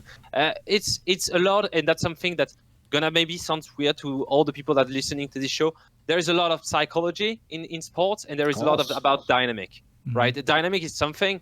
If you look at Optic, like the previous week, not the one we just played, but the one before when we got 0-2, we looked dog shit, right? Every single of our play was a mess. Every single thing was overextending. Our lanes were weak. Why? Because the confidence wasn't here. We didn't clearly knew what we wanted to do. We didn't have a set idea of what we wanted to do. We walked into this week knowing exactly how we wanted to play the game, and surprisingly, the play worked. And I think that TSM we have to accept that in the past, TSM was the team who would win most of the games. And right now, I think it's a very momentum-based team. Because if you look at Spring, they had a very huge power spike just prior to the playoff, and it took them all the way down to the final. But they just go up and down throughout the whole season. And if they have a good patch and a good read, they just use this as a ramp to actually be a very, very good team. And right now, they lack of this crucial win. Okay. But they just win one good game, and you're gonna see them playing the macro again. You see them hesitating on every single play. But anyway, that's enough talking about TSM, because obviously we can't talk about the mid lane. And even though Loco a few weeks ago dared to say that Froggen did nothing on Corky and he didn't really see the point of the pick, but we don't do that here because we have to be more kind to Loco now. So we'll pretend mid lane doesn't exist, because may as well not, and then go on to another team. So a team I'm very interested to talk about actually is Cloud9. Because I don't know if you saw this, Zaboutine, but there was this whole like drama that came out of Hotline League where the sneaky thing, and asked about like Sneaky and, you know, like whether or not he's like in a slump and whether he's bad and whether he should quit league or he should go and be an academy player, or, you know, quite extreme kind of like conclusions, you know. And basically, Travis and Mark kind of like agreed with this premise that, like, you know, he's having a slump, he's in bad shape. Like Mark T tried to pull up some stats, like apparently his stats on Sona were like worse in lane than all the other AD carries or something. And then Sneaky himself tried to like address it, but then the way he addressed it was like, I noticed he didn't really make like a conclusive point himself. He just tried to put like stats that were in his favor. Like, well, I only died, you know, once in a 2v2 kill, and I only had one gank kill. It's like, yeah, and make the point. Go on. And he never did that, basically. He just like did what pro players can always do, which is just say, yeah, but here's something else. And it's like, and what's your point? It's like, no, but that's different, isn't it? It's like, that's just nonsense. That's sophistry, mate. It's not actual logic in rhetoric, you know.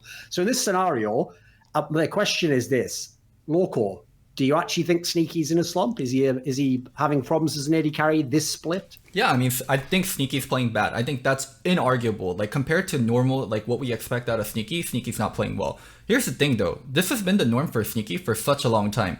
Meh regular season, really good playoff, fucking killer at Gauntlet, and pretty decent at Worlds. Like, Sneaky has always followed this trajectory.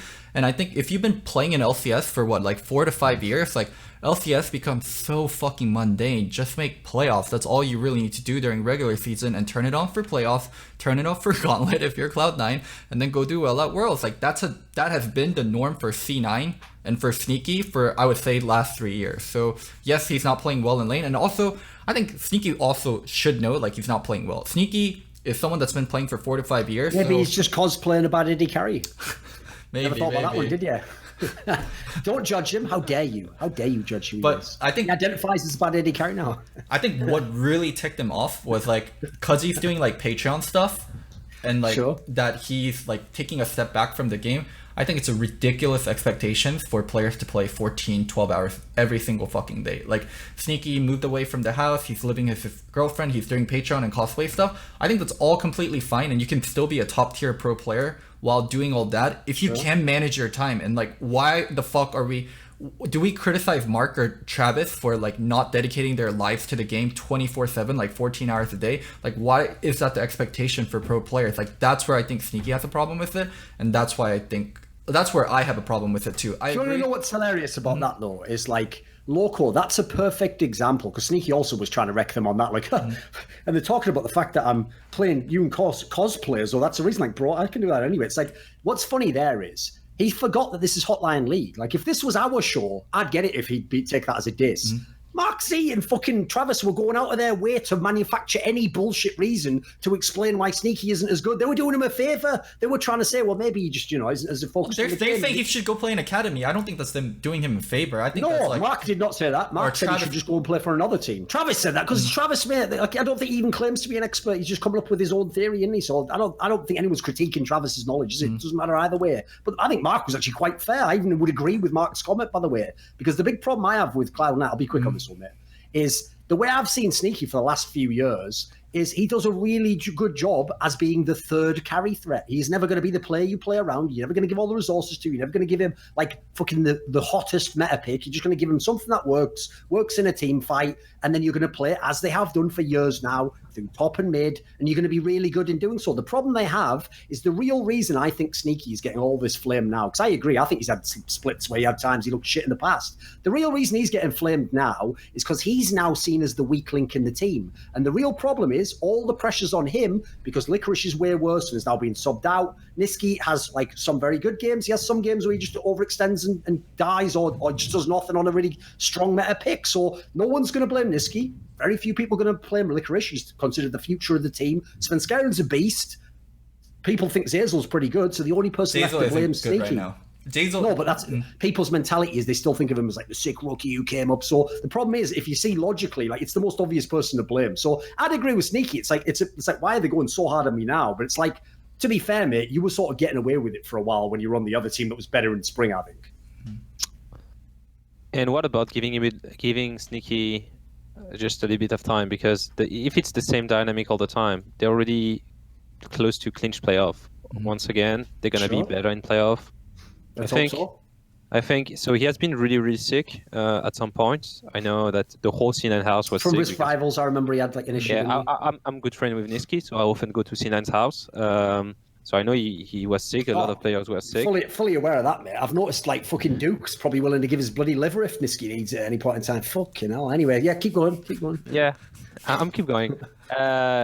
So they are not really pressured by the short term. I think that's important as well for Sneaky to refine his pace. I feel of Sneaky a little bit how I feel about Soaz. So Soaz has a really, really bad year this year, but until this year, he has been consistently criticized within the spring or the summer split for having a lack of, I don't know, commitment, performance, attitude, no matter what. But in the crucial moment, he has been always showing a really good, not only attitude but performance. And when you speak to C9's member about Sneaky, I barely heard anyone saying that he's still like lazy. Everybody says it's probably one of the hardest working at C9 still after all these years. So yeah, he can do things outside of his job. I don't really care if he cosplaying or whatever. It's all about maybe having a slump, right? And I think it's acceptable for C9 because C9 can afford it and see how it goes. If not, they just bought Deathly, right? And you were speaking about getting Deathly back to GGS. So if there is really a critical emergency for C9, it's game 5 or game 3, and they're already like beaten 2-0 in this quarter or semi-final, and they have no other chance, Deathly is here. So I do not see any urge for change for C9 side. I just felt like they need to fine-tune because Sneaky has been sick, so they haven't been able to work the way they wanted. Then Licorice had wrist problems, so they had to switch Kumo in, so it's a different system. Then everybody came back in shape, but they need to readapt and relearn the system, plus the new patches and stuff like this. I would give them 1 or 2 weeks before saying anything on their state. I still think that when they play their game, it's the scariest team in the league. That's how I felt. Here's the thing. Again, you're doing a good job on this show because I agree with a lot of things you're saying there. The problem is I can't start the show like TSM. Are they going to get it together? Maybe. Who knows? Let's give them a chance. You know what, Sneaky? Nothing to say this week. See you in 2 weeks. There has to be something on the show. There is the roster log, Thorin. It's over. You can't just buy and sell, right? It's not fucking Animal Crossing when you go to Tom Nook and you buy a new table. That doesn't work that way. Everything is locked. So you're a coach. You're in a fucking submarine. You have your 5 players, and you're like, my player is bad. Fuck it. I have to make it better. Yeah. I believe, Loco, he was referring to one of these like video games the kids play called Animal Crossing. Like I don't know. I only play XCOM and fucking System Shock 2 games. Of course, you can go fishing and catch animals. I only play games that you literally need to patch your PC with like weird patches to be able to access all DirectX versions that still work. So that's all you need to know. I don't play games. I only play like games of the night. So okay, come on then, Loco. What about of the whole team of C9? Where are they at? I don't know, dude. It's really hard to judge. Like, so we look at the CLG C9 game, and that's where Zap has CLG at tier 1. So I had it at TL tier 1, and then CLG C9 still similar. I'm not sure what my takeaway is. Like, Braum, Lee Sin, Vladimir, like, what is this comp trying to accomplish? Like, you know, we talked about, like, you have an idea on what you want to do with your comp. I really, truly didn't understand what C9 was, like, trying to do with their comp. So, yeah, I mean, hard to get big takeaways from C9 when they have this, like, Kumo, Licorice swapping out problem, like some of their draft being 500 IQ, being 5th at Rift Rivals. They're a really hard team to pinpoint down and be like, oh, C9, you're this good. Oh, C9, you're this bad. Yeah, I have to say though, like, just as an aside, one of the problems I have with Cloud9 is, like, for example, I actually think their record's a bit deceptive. Like, for example, the game they won against 100 Thieves, like, this week, like, mate, they didn't do a whole lot of the fucking winning of that game. Like, there was plenty of times 100 Thieves just didn't do the might play whatsoever. Just gave them free opportunities. Yeah, but that's NA, so you need to be better than. That's it. You just need to be better, not good. Yeah, the joke about NA, Loco, you know it, mate, is it's like running away from a lion, isn't it? Like, you don't have to be fast as a lion. You just have to be faster than the next guy next to you. And as long as he goes, and in fact, if anything, just trip him over on the way. Yeah. That's like winning a 50-50 Baron. That was the trip. You could trip, he could trip. You do the Baron. Do it. That was Optic versus TSM also. Like, TSM just, like, dying in front of Crown's face. Like, Charvin missing EQ flashes and Crown just lasering, Wing. It happens a lot in NA where sometimes you don't have to be proactive. You can be reactive long as you still know how to end the game and just watch. Well, the good news is, if in the playoffs they're having a bad game and it's game 3 and they're down 0-2, they can just bring Grig in. So same principle applies for it, Zaboutine. Yeah, exactly. The same. No problem. It works for every team, right? The only thing you can't buy, right? The market is closed. Yeah. That's the only thing is, I will say, if GGS is 0-2 down, don't even fucking touch that mid lane. I'll fucking cut you with a knife. Metaphorically, of course. I don't want to be banned from Twitch. You don't like Palafox?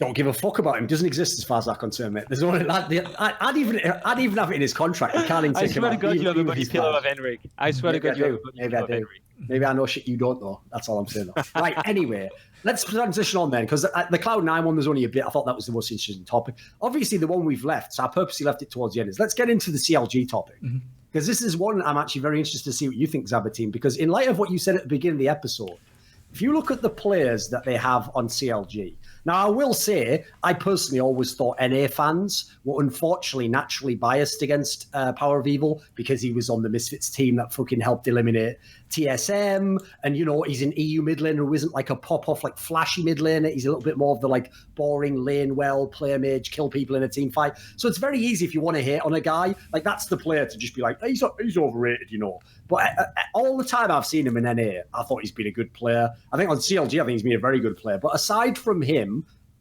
like, Wiggly was a brand new player. No one knew if he'd fulfill his potential. Everyone else in the team, this isn't supposed to be a sick lineup on paper. Like, Stixie and fucking Biofrost isn't some monster bot lane. Obviously, they used to have Darshan. They have Ruin now. Ruin wasn't some top player. No one was scouting him and putting him on the top of the transfer list. So if you look at this team they have, they must be fucking killing it. They're madly exceeded expectations. Do you agree?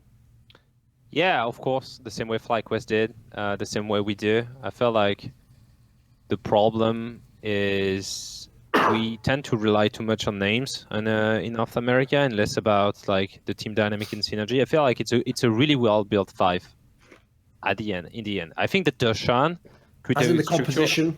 Yeah, Darshan created a fundamental imbalance in the team in Spring Split because Darshan is going to be probably the loudest person in early game to get resources on, and he's always going to be building a wave and dive, right? You know that CLG is going to dive you topside no matter what, and even if you play GGS Academy, they keep doing that, right? Darshan's going to dive this guy, right? So now they have a more well-rounded thing, and I think that they will find struggle at a higher level where teams are going to make very pre-6 plays, pre-6 dives, or level 7, 8 dives where they're going to pull the trigger. But the fact that NA culture and the solo queue doesn't allow to repeat a lot of these early game plays that are very high risk, high reward, because just solo queue is dog shit overall. Like the jungle don't want to die, laners don't know how to dive, so it's really hard. Like in Korea, you can do it 20 times, and in NA maybe once a week. So CLG will lose only to teams that can afford to play aggro early. But once their carries are on point, if they don't lose the mid turret early game, and Tristan can farm. So Tristan is PoE, Power of Evil. Then, sorry, my game opened in the middle because like screams are starting. Just have it in the background. Yeah, I think that if they just rely on this playstyle, they're gonna be You should have just weaved some shit in there, like, oh, it's weird. Oh, fucking Dorkla's like 15 kills up on him earlier. It must just be, Yeah, must just be a third Wednesday. It's loading. It's Right, loading. okay, fair It enough. should be at 15 kills by 2 or 3 minutes, right? It's an NA scrim, so probably 60 kills per minute. But overall, I'd say CLG is gonna. The only enemy of CLG is like playing fast. If you play fast against CLG and take lane bullies, I don't think they have like the decision making to actually soak the pressure and just come back later on. But right now the meta is perfect for CLG. Control mages in the mid lane, just safe lanes on the bot side like Zyra can. Morgana is off the charts because she controls every single champion, and we know that they are the Caitlyn Morgana boys. Top lane is all about flankers like Kennen, Vladimir, all this kind of stuff, and it's exactly what Rin likes to play and like to play in Giant. Here you go. Perfect patch, perfect pace of the game because they're in NA. They are in a full boost because they have the confidence for all the wins. And everybody in the team has at least a pretty decent understanding of the game. From pretty decent to very good. Sure. So overall, it's a team that when you play them, you're like, oh, we're going to go top. And they're here. They wait for you. So you will have to outplay at some point. And you know that you're running after the clock because Pee-wee is on this OEN mid. He's happy. The game is lasting. It's fine. So you have to be very careful. The last part is they want to Cloud9, but I think that first, fucking Riot Games with the Ocean Drake early game. Fuck this, definitely. This is so bad. This is horrible. By the way, and just as an aside, what do you think? Because famously, years ago, when they first came up with the dragon concept, I think Monty nailed it. Monty came up with what the obvious fix should have been, which is when you load into the game, like the draft phase, it just shows you the order of what the dragons are going to be. And then you know you can plan the game around it. Like, I'm going to do this comp or this one. Like, you know, as the random element, like you said, it just ruins some games. I think that no matter what Cloud is the worst possible design that Riot ever made to me in the game because it doesn't change anything at medium level player scale. Like, it doesn't change the game. No one's abusing a Cloud Drake at like, I don't know, platinum or gold. The higher you go, so it's a thing that's breaking. It's useless for low level player and it's completely broken for the player that know how to abuse it, which are the best players. So it's dog shit in competitive and useless in casual. Perfect. That's definitely just erase the first Drake Ocean. Just erase it from the game. That's horrible. So yeah, C9 lost to the Ocean Drake, but yeah, that's C9 just draft. Like the fact that Niski doesn't take TP and there is an Ocean Drake that wins every single lane at once, then they won the game. But most of the time, I really appreciate the fact that CLG tried to play a smart game of League of Legends and doesn't try to do this. There is this weird culture of NA. You need to be proactive or you're not a good team. Like TSM, I think TSM is leading the train of this. CLG embraced the shoot first.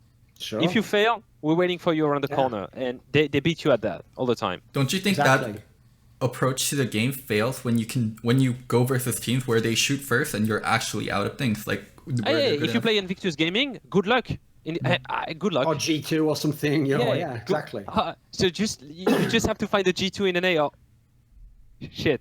Well, that's the same pitfall that NA falls into every year, and that's the one we get criticized for all the time. You can win NA, but you can't do shit in international if you play that way, and that's like why people are trying to change. I think this is like, if you look at week 1 of every single international tournament, they do pretty good, and last year they did pretty good, and overall, like, we have been much more forgiving toward China when they ran it down with twice the budget of NA and twice the talent pool of NA. Sure. And we never forgiving toward NA. I think that NA overall is doing a better job every year with scouting grounds, with some improvement in solo queue, with some improvement in competitive, some new faces in the coaching staff, getting rid of some players that have been there for too long. I still think that we're going in the right direction. Just give them more years, and at some point, we'll never be EU, fine. But if we can at least send a team outside of groups every single year, I'm fine with it. And if it has to be CLG, it will be CLG. I just feel like CLG might have struggled against fast-paced team.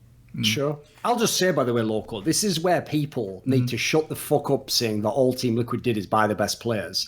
All these other teams are giving the best players away. Like, Jensen's leaving No, we Cloud9. didn't give them away. Fucking We didn't give them away. Meteos isn't No. on TSM. Like, these should be the other way around, mate. If you're the bottom feeder, you're the one that should have to deal with Grig and try and develop him. Meteos should be on the top team. Like, what NA does is they complain about lack of player base, all this, and then don't even make the use of the fucking talent they've got. Like, TL, it's only because Team Liquid's winning that everyone makes out like the players are all dream players. I was hearing all the time, Jensen's a bit toxic, isn't he? Bad attitude. Double lift. Oh, he just warps the whole team around him. You have to play around him all the time. Impact, he can only play fucking tanks, Sarah. Then when they're winning, oh my God, what can you do? They're fucking Jesus. They are the Avengers. They have all the talent. It's like, well, you know, the other teams are allowed to fucking buy players, Loco. Like, Cloud9 can have these players. They don't have to have fucking Zazo. They don't have to have these guys that are newer players. They can just have the established players if they want. Every team operates under different budget. You know that, Duncan, and you know that TL has the highest payroll. By far. Now, like, that can't be real. You can't just say that and say, like... Oh, he does. No, I must be stupid. You know, when Loco, I was building my team... What's the budget 100 Thieves again? 100 Thieves was catastrophic failure. They were second in spending this year. Oh, right. So when you buy all the players, you don't always win, right? Sometimes you're the worst team in the fucking league at one point. Right, well, it's weird how that works, isn't it? Oh, should probably give credit to a guy called, checks notes, Kane. He's probably doing a fucking bang-up job, isn't he? Considering almost every other super team failed in League of Legends. So, his is fucking dominating. Okay, so that's a great point to bring up because we have an ex-coach and we have a coach. And speaking of CLG, there's like little touches that CLG does, like that I can feel like, oh, this is a well-coached team. Like when they do the Dragon, like they ping like, oh, they're coming from here. Like whenever these just set up for Dragon perfectly, they always pull out Dragon. A lot of the things they do are well done. Yeah, it is very well done. And like I saw it in TL last year also. Whenever they're doing Baron and Dragon is up, they always split mid and bottom, never mid and top, so they can take Dragon on the exit. There's just like small things that you know when a team is doing when they're well coached. On to the Kane topic, where I know Kane's a good coach. I worked with him before we were on same teams, and I also talked to Kane. I talked to Kane players that Kane has coached. I know Kane is a good coach, but it's so hard to judge coaches. Like my biggest argument for it's hard to judge coaches is Kane had Golden Glue, Reignover, who was that roster? Golden Glue, Reignover, Lorlo, Matt, Piglet roster. And he sounds fucking garbage. Yeah, and he went to relegation. And the next year, he had a god tier roster, and then he got first twice. Now he's looking at a 4-peat. Like definitely coaching skill is there, and there are shitty coaches and there are good coaches. But sometimes like roster means so much more. I feel like roster means like 80%, sometimes even like 90% to the success of the team. Thank you for mentioning it. This guy for real. What? No, I feel like am I out of time? Did I go in a time machine back before you started saying stupid shit like that fucking Path must be a great coach because TSM's the top team and winning every fucking game, like bigging up Zix last split? And I still think Zix is a good coach. When you were doing rankings of all the players last split, you were giving him like all their players were like nearly all pro, like 3 or 4 were like near their role, and yet magically when he has good players, it's him coaching the fuck out of them. What's Kane doing? Problem is, mate, unless he goes 18-0, how can I know what he's doing? Well, what's that logic? No, it's so hard to judge coaches. That's my thing. Unless you personally worked with the coach before, unless you have so much first-hand experience you heard from players or management that's worked, it's nearly impossible to judge the coaches. We can't know it, Loco. It's not like trying to use like a fucking instrument to measure something scientifically. We're guessing, but the point is, like, even from guesswork, you should give this guy fucking credit. He's obviously doing a great job. I do give him credit. When have I not given Kane credit? I've always spoken highly of Kane. By your logic, he's never been the coach of the split. By my logic? And by your logic, as long as he has these players, he can never be the coach of the split. It's extremely hard to give him coach of the split. Yeah, I agree. Just by the way, your criteria, how you do it. It's extremely hard to give him coach of the split. My coach of the splits right now would be like Weldon, Zab. Yeah, Weldon or Zab, like in my opinion. Like people that aren't given everything, but still is like doing something. Like Kane is taking a top tier team and bringing them a little bit above, right? Where Zab and who's the other person I mentioned? Weldon, like they're given like mid tier, and then they're expected to push it all the way forward. So they did this push forward. Maybe Kane can do the same push forward, but Kane's just showing so little compared to all these like coaches that are given mid tier to maybe even below average rosters and have to bring them all the way up. What do you think, Zab? I think that what you've been saying on NA talents is pretty wrong from the fact that it's not because one of the Thieves is in the fader.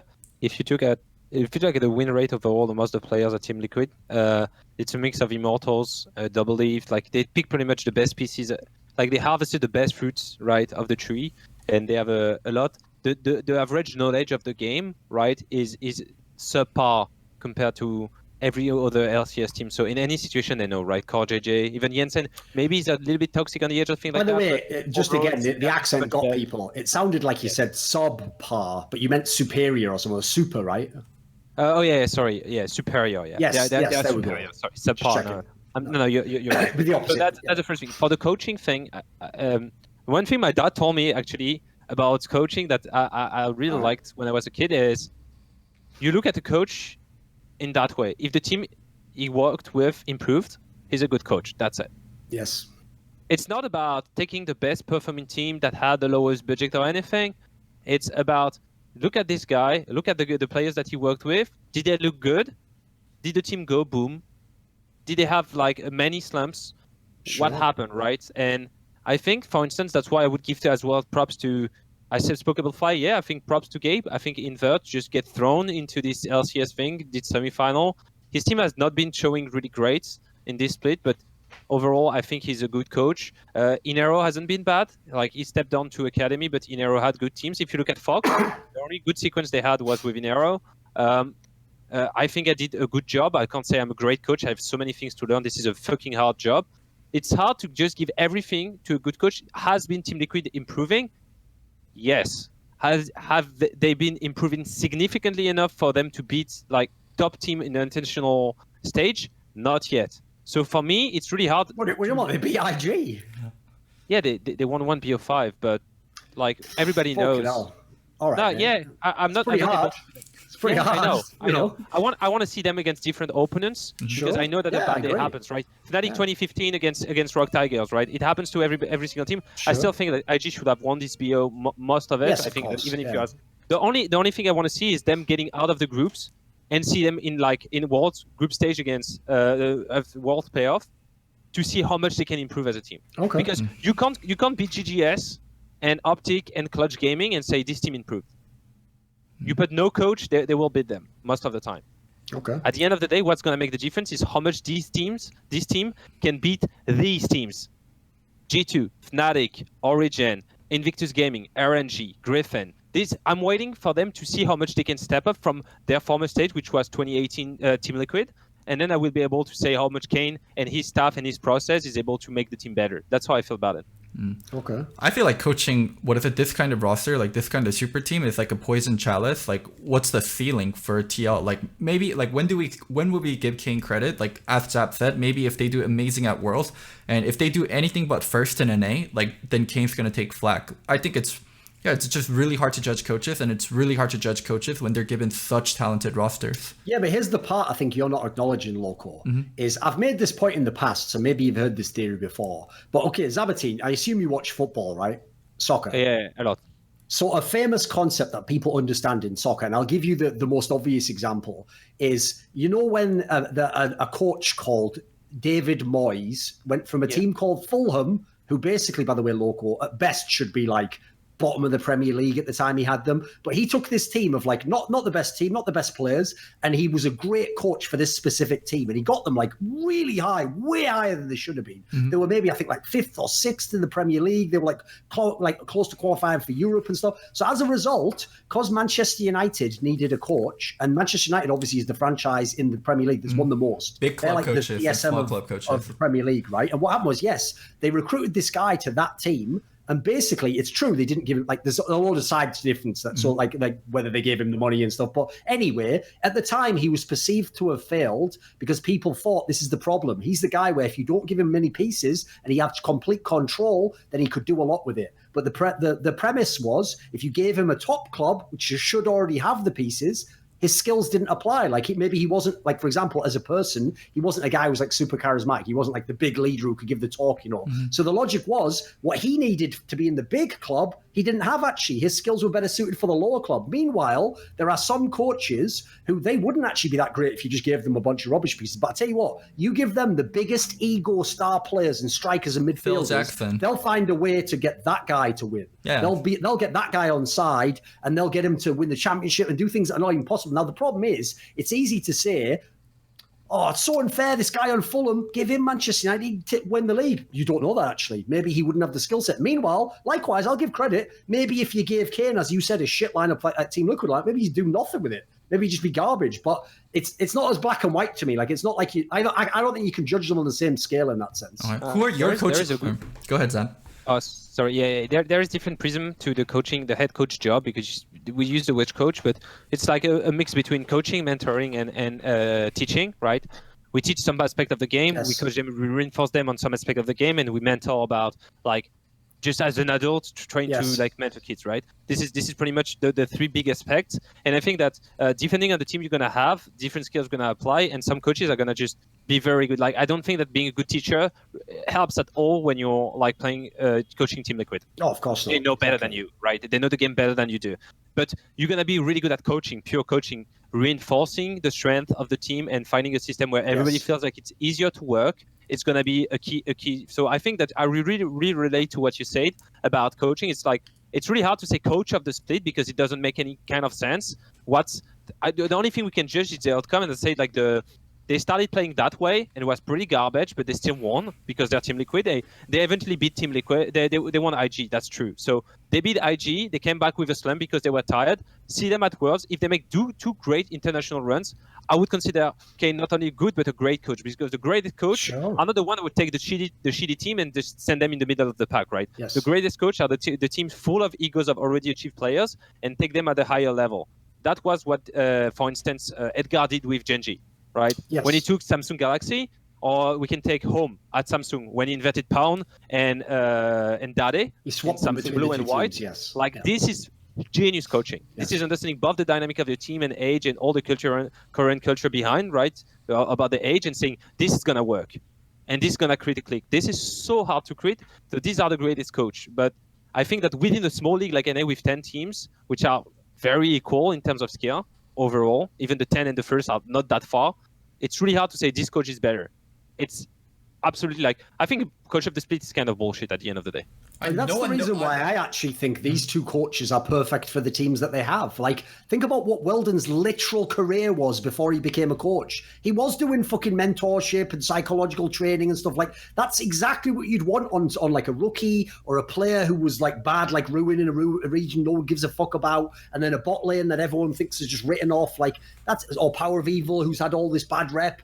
That's exactly who I'd want to deal with that. A guy who can literally deal with them on a psychological level, can change the way they think about the game, how they see themselves, can give them the guide of how they're going to play the game. Whereas, as you say, in Team Liquid, they have so much experience. It's about making those pieces fit together. Like, that's why I say, Loco, the angle of, like, I know you don't say it entirely, but you like partly fringe on it, of the angle of like, well, they have all the best players. It's like, mate, the reason why Katie Rolster, you even acknowledge yourself, didn't work with their super team is, yes, their problem is they have too many good players. And when you have too many fucking super carries and they're all like, well, I carry the game. And like, oh no, I carry the game. It's like, good luck stepping in the middle of that fucking dogfight and trying to deal with those guys. That's a tough job, mate. No one wants that. I know everyone wants that job, but you don't when you're in the moment. I don't want to take anything away from Kane, but TL's roster fits in way better together than the KT roster did. Like, TL, it's very clear where the bread is buttered. Like, we're going to Sounds like this guy's smart as fuck who he recruits to his team then, doesn't he?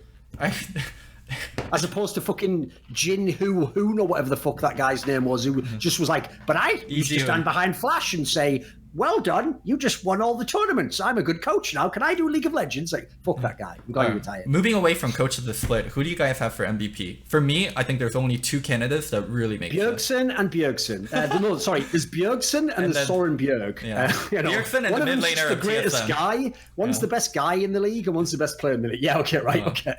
Who is it for real though, Loco? I think anything outside of these two is straight trolling. I think Core JJ and Svenskeren. Wait a minute. Is trolling? Yeah. That seems unreasonable a statement. I we haven't really even made think up cases yet. You're just telling us we're trolling already if we say anyone other than your I feel strongly on that. That's right, my here's opinion. what we do then. Okay. Make your case for those two players first, and then we'll reply or give our own. People are gonna kind of flack for Core JJ. Oh, he plays with double lift. Oh, his mid lane's Jensen. He has X-Mid. This is literally Loco in Spring Split when I was telling him Core JJ is the MVP. Yeah, go on, keep going ahead. Go ahead, Loco. Yeah. It's fun to play characters, isn't it? You're playing me right now. Go on. Oh, fuck you. Spring Bjerg should have won. Anyways, Core play.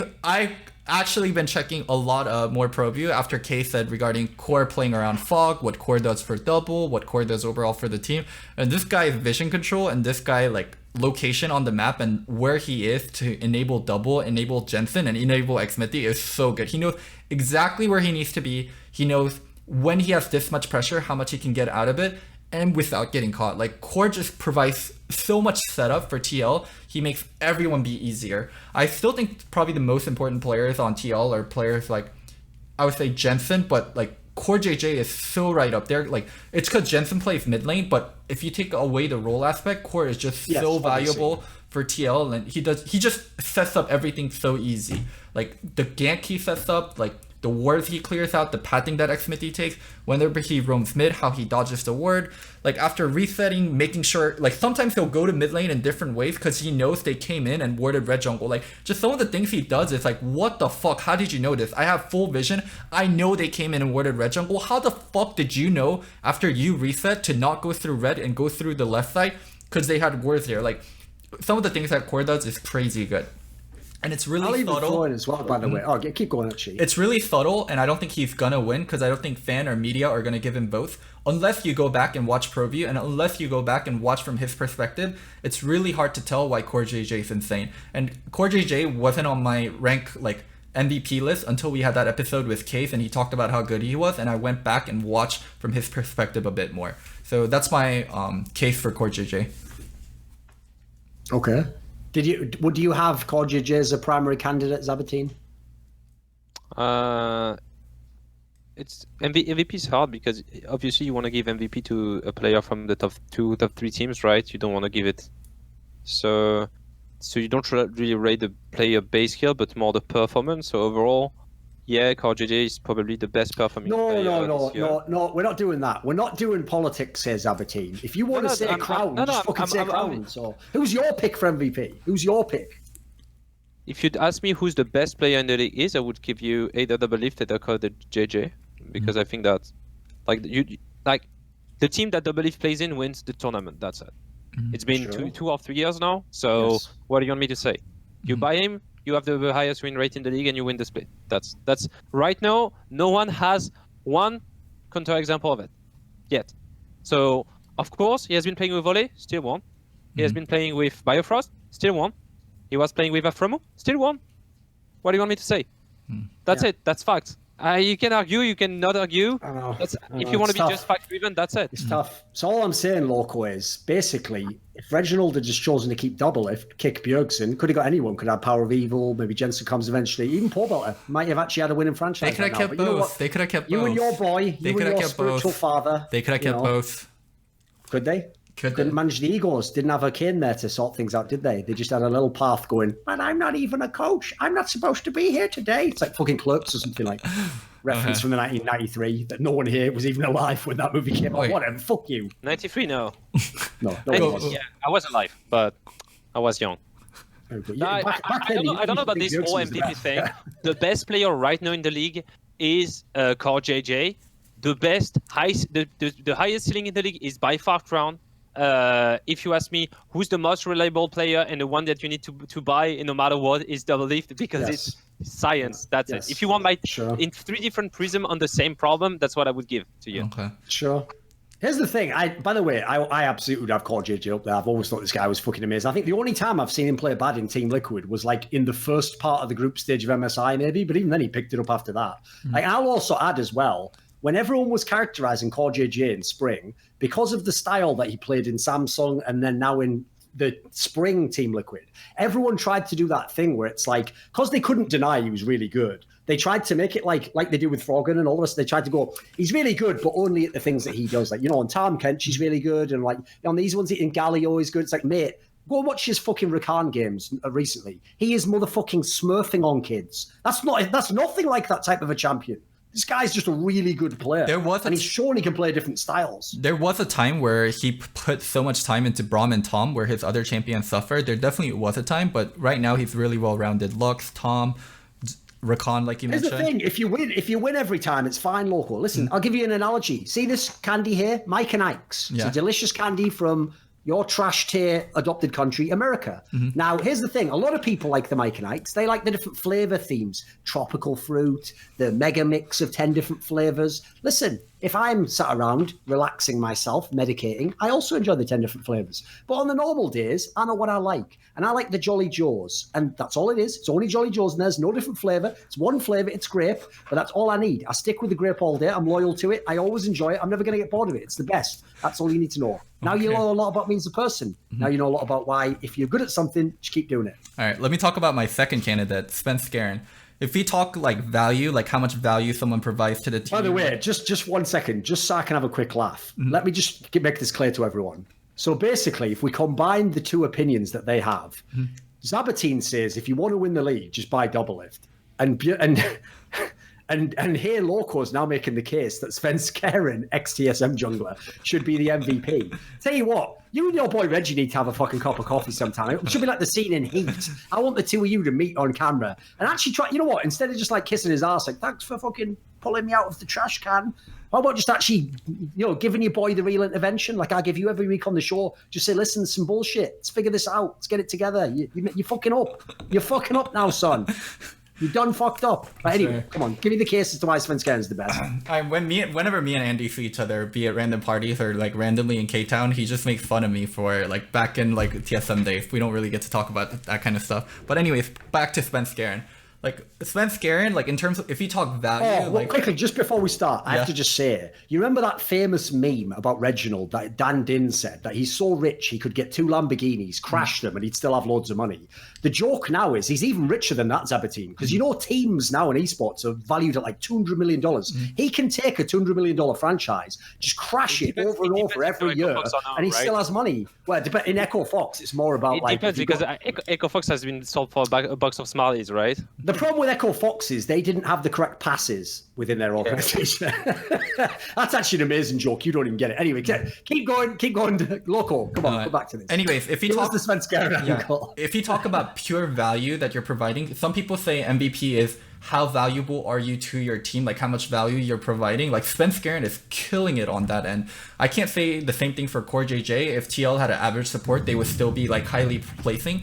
But C9, how their split was this season, if they didn't have Spence Garen, like holy fuck, they would be 6th, maybe even 7th. Like they might be even out of playoff contention. Like Spence Garen has been such a fucking stud. He enables Niski, always pathing better than the enemy jungler, always make sure he's 1 tempo ahead. You never almost see C9 losing 2v2s. And he's doing it with everyone. Like give him Licorice, give him Niski, give him Kumo, someone that randomly came in. Like he knows how to enable people. Like Spence Garen has just been such a fucking stud.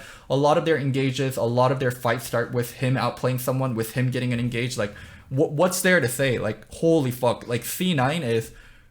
like it's been one of the best split that Spence Garen has been having, and he's one of the core reason why C9's been able to stay afloat despite bot lane underperforming and Licorice and Kumo getting swapped out. What do you think, Zaboutine? Would he be up there for you? He's fucking good. They still play Blabber a lot, so I think that he's not as valuable as Loco would say, because even with Blabber, I feel like they're a pretty spooky team to play against. It's kind of, I don't know how Reaper just approach the thing, but he always have, you take player that are in the rubbish and they still play fucking well. The only common point among all these teams is Sneaky. That's the only thing I wanted to say is, no matter how, every year you add Cloud9, you perform up and down, you go to Worlds, you get out of groups most of the time, and you have Sneaky in your team, right? Sneaky Reaper, this is Cloud9 to me, no matter who was playing in it, because they had Jensen, Niski, they had High, still a good team, they had Meteos, Spence Garen, who did they have last year?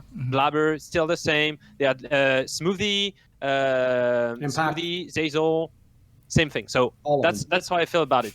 At the end of the day, I think that for the point that Loco is right on is the 2v2 thing. Like, I think that if you want to play the fighting style, Spence Garen is like, you can have a diagram on jungles where it's like fighting, controlling, positioning, champion pool, and I feel like he's the most well-rounded, one of the most well-rounded player in the jungle position, because he can cope with a Dardock on the fighting skill, but he can have some Skarner game with the control of a Meteos. He can play extremely top-centric the way Blabber would do or something. So he has so many tools and he's really a Swiss Army knife. But at the end of the day, I don't know if he's the best player or the most valuable, but you can build a team and put Svenskeren in any single team in the world.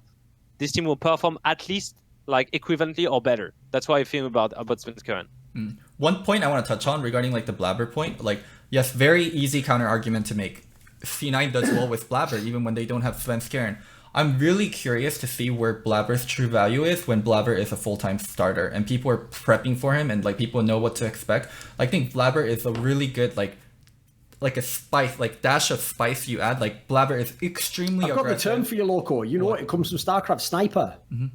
Yeah, You bring him out. The concept in StarCraft, when you had, even though it's a 1v1 game, you have to line up who's going to play. Like, when does Flash play? When does my worst play? It's kind of like the game, the game Top Trumps, the card game, where it's like, I pick a card, and if I pick, like, the activation is strength, I've got 10, yours is 8, I win this one. It's like, you've got to know which one to play at a time. It's not actually about what cards you have, it's the order you play them in. Well, the concept in StarCraft in Korea was obviously, who the guy's star player is. He's going to play Flash or J-Dog or some amazing player. But you're going to, you probably don't have 8 players that you're going to have some players that aren't good. So what you do with the player who's not as good is you prep him for a specific matchup the enemy can't predict. Like you tell him, right, I'm going to put you against a better player than you because you're going to play him, and in this way, you're just going to prep all week for him, and maybe we can steal that game. Like that's the concept of how they use Blabber now, as opposed to if he played every game like you're saying, look, and he had to play every opponent no matter what, and everyone knew Blabber was in.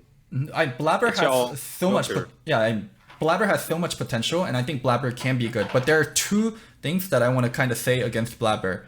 Blabber's world performance and getting subbed out and just going with Svenskeren the entire way. And this one isn't Blabber, but contracts. I think contracts is a warning sign to teams that pick up C9 players, because C9 just gets the best out of their player. I don't know how, but almost every single player that's left C9, maybe outside of like Impact, someone that's like so true and tested and tried, like it's hard to really judge a player when they're on C9 just due to their system being really strong. Okay. Reaper, Sneaky. Reaper.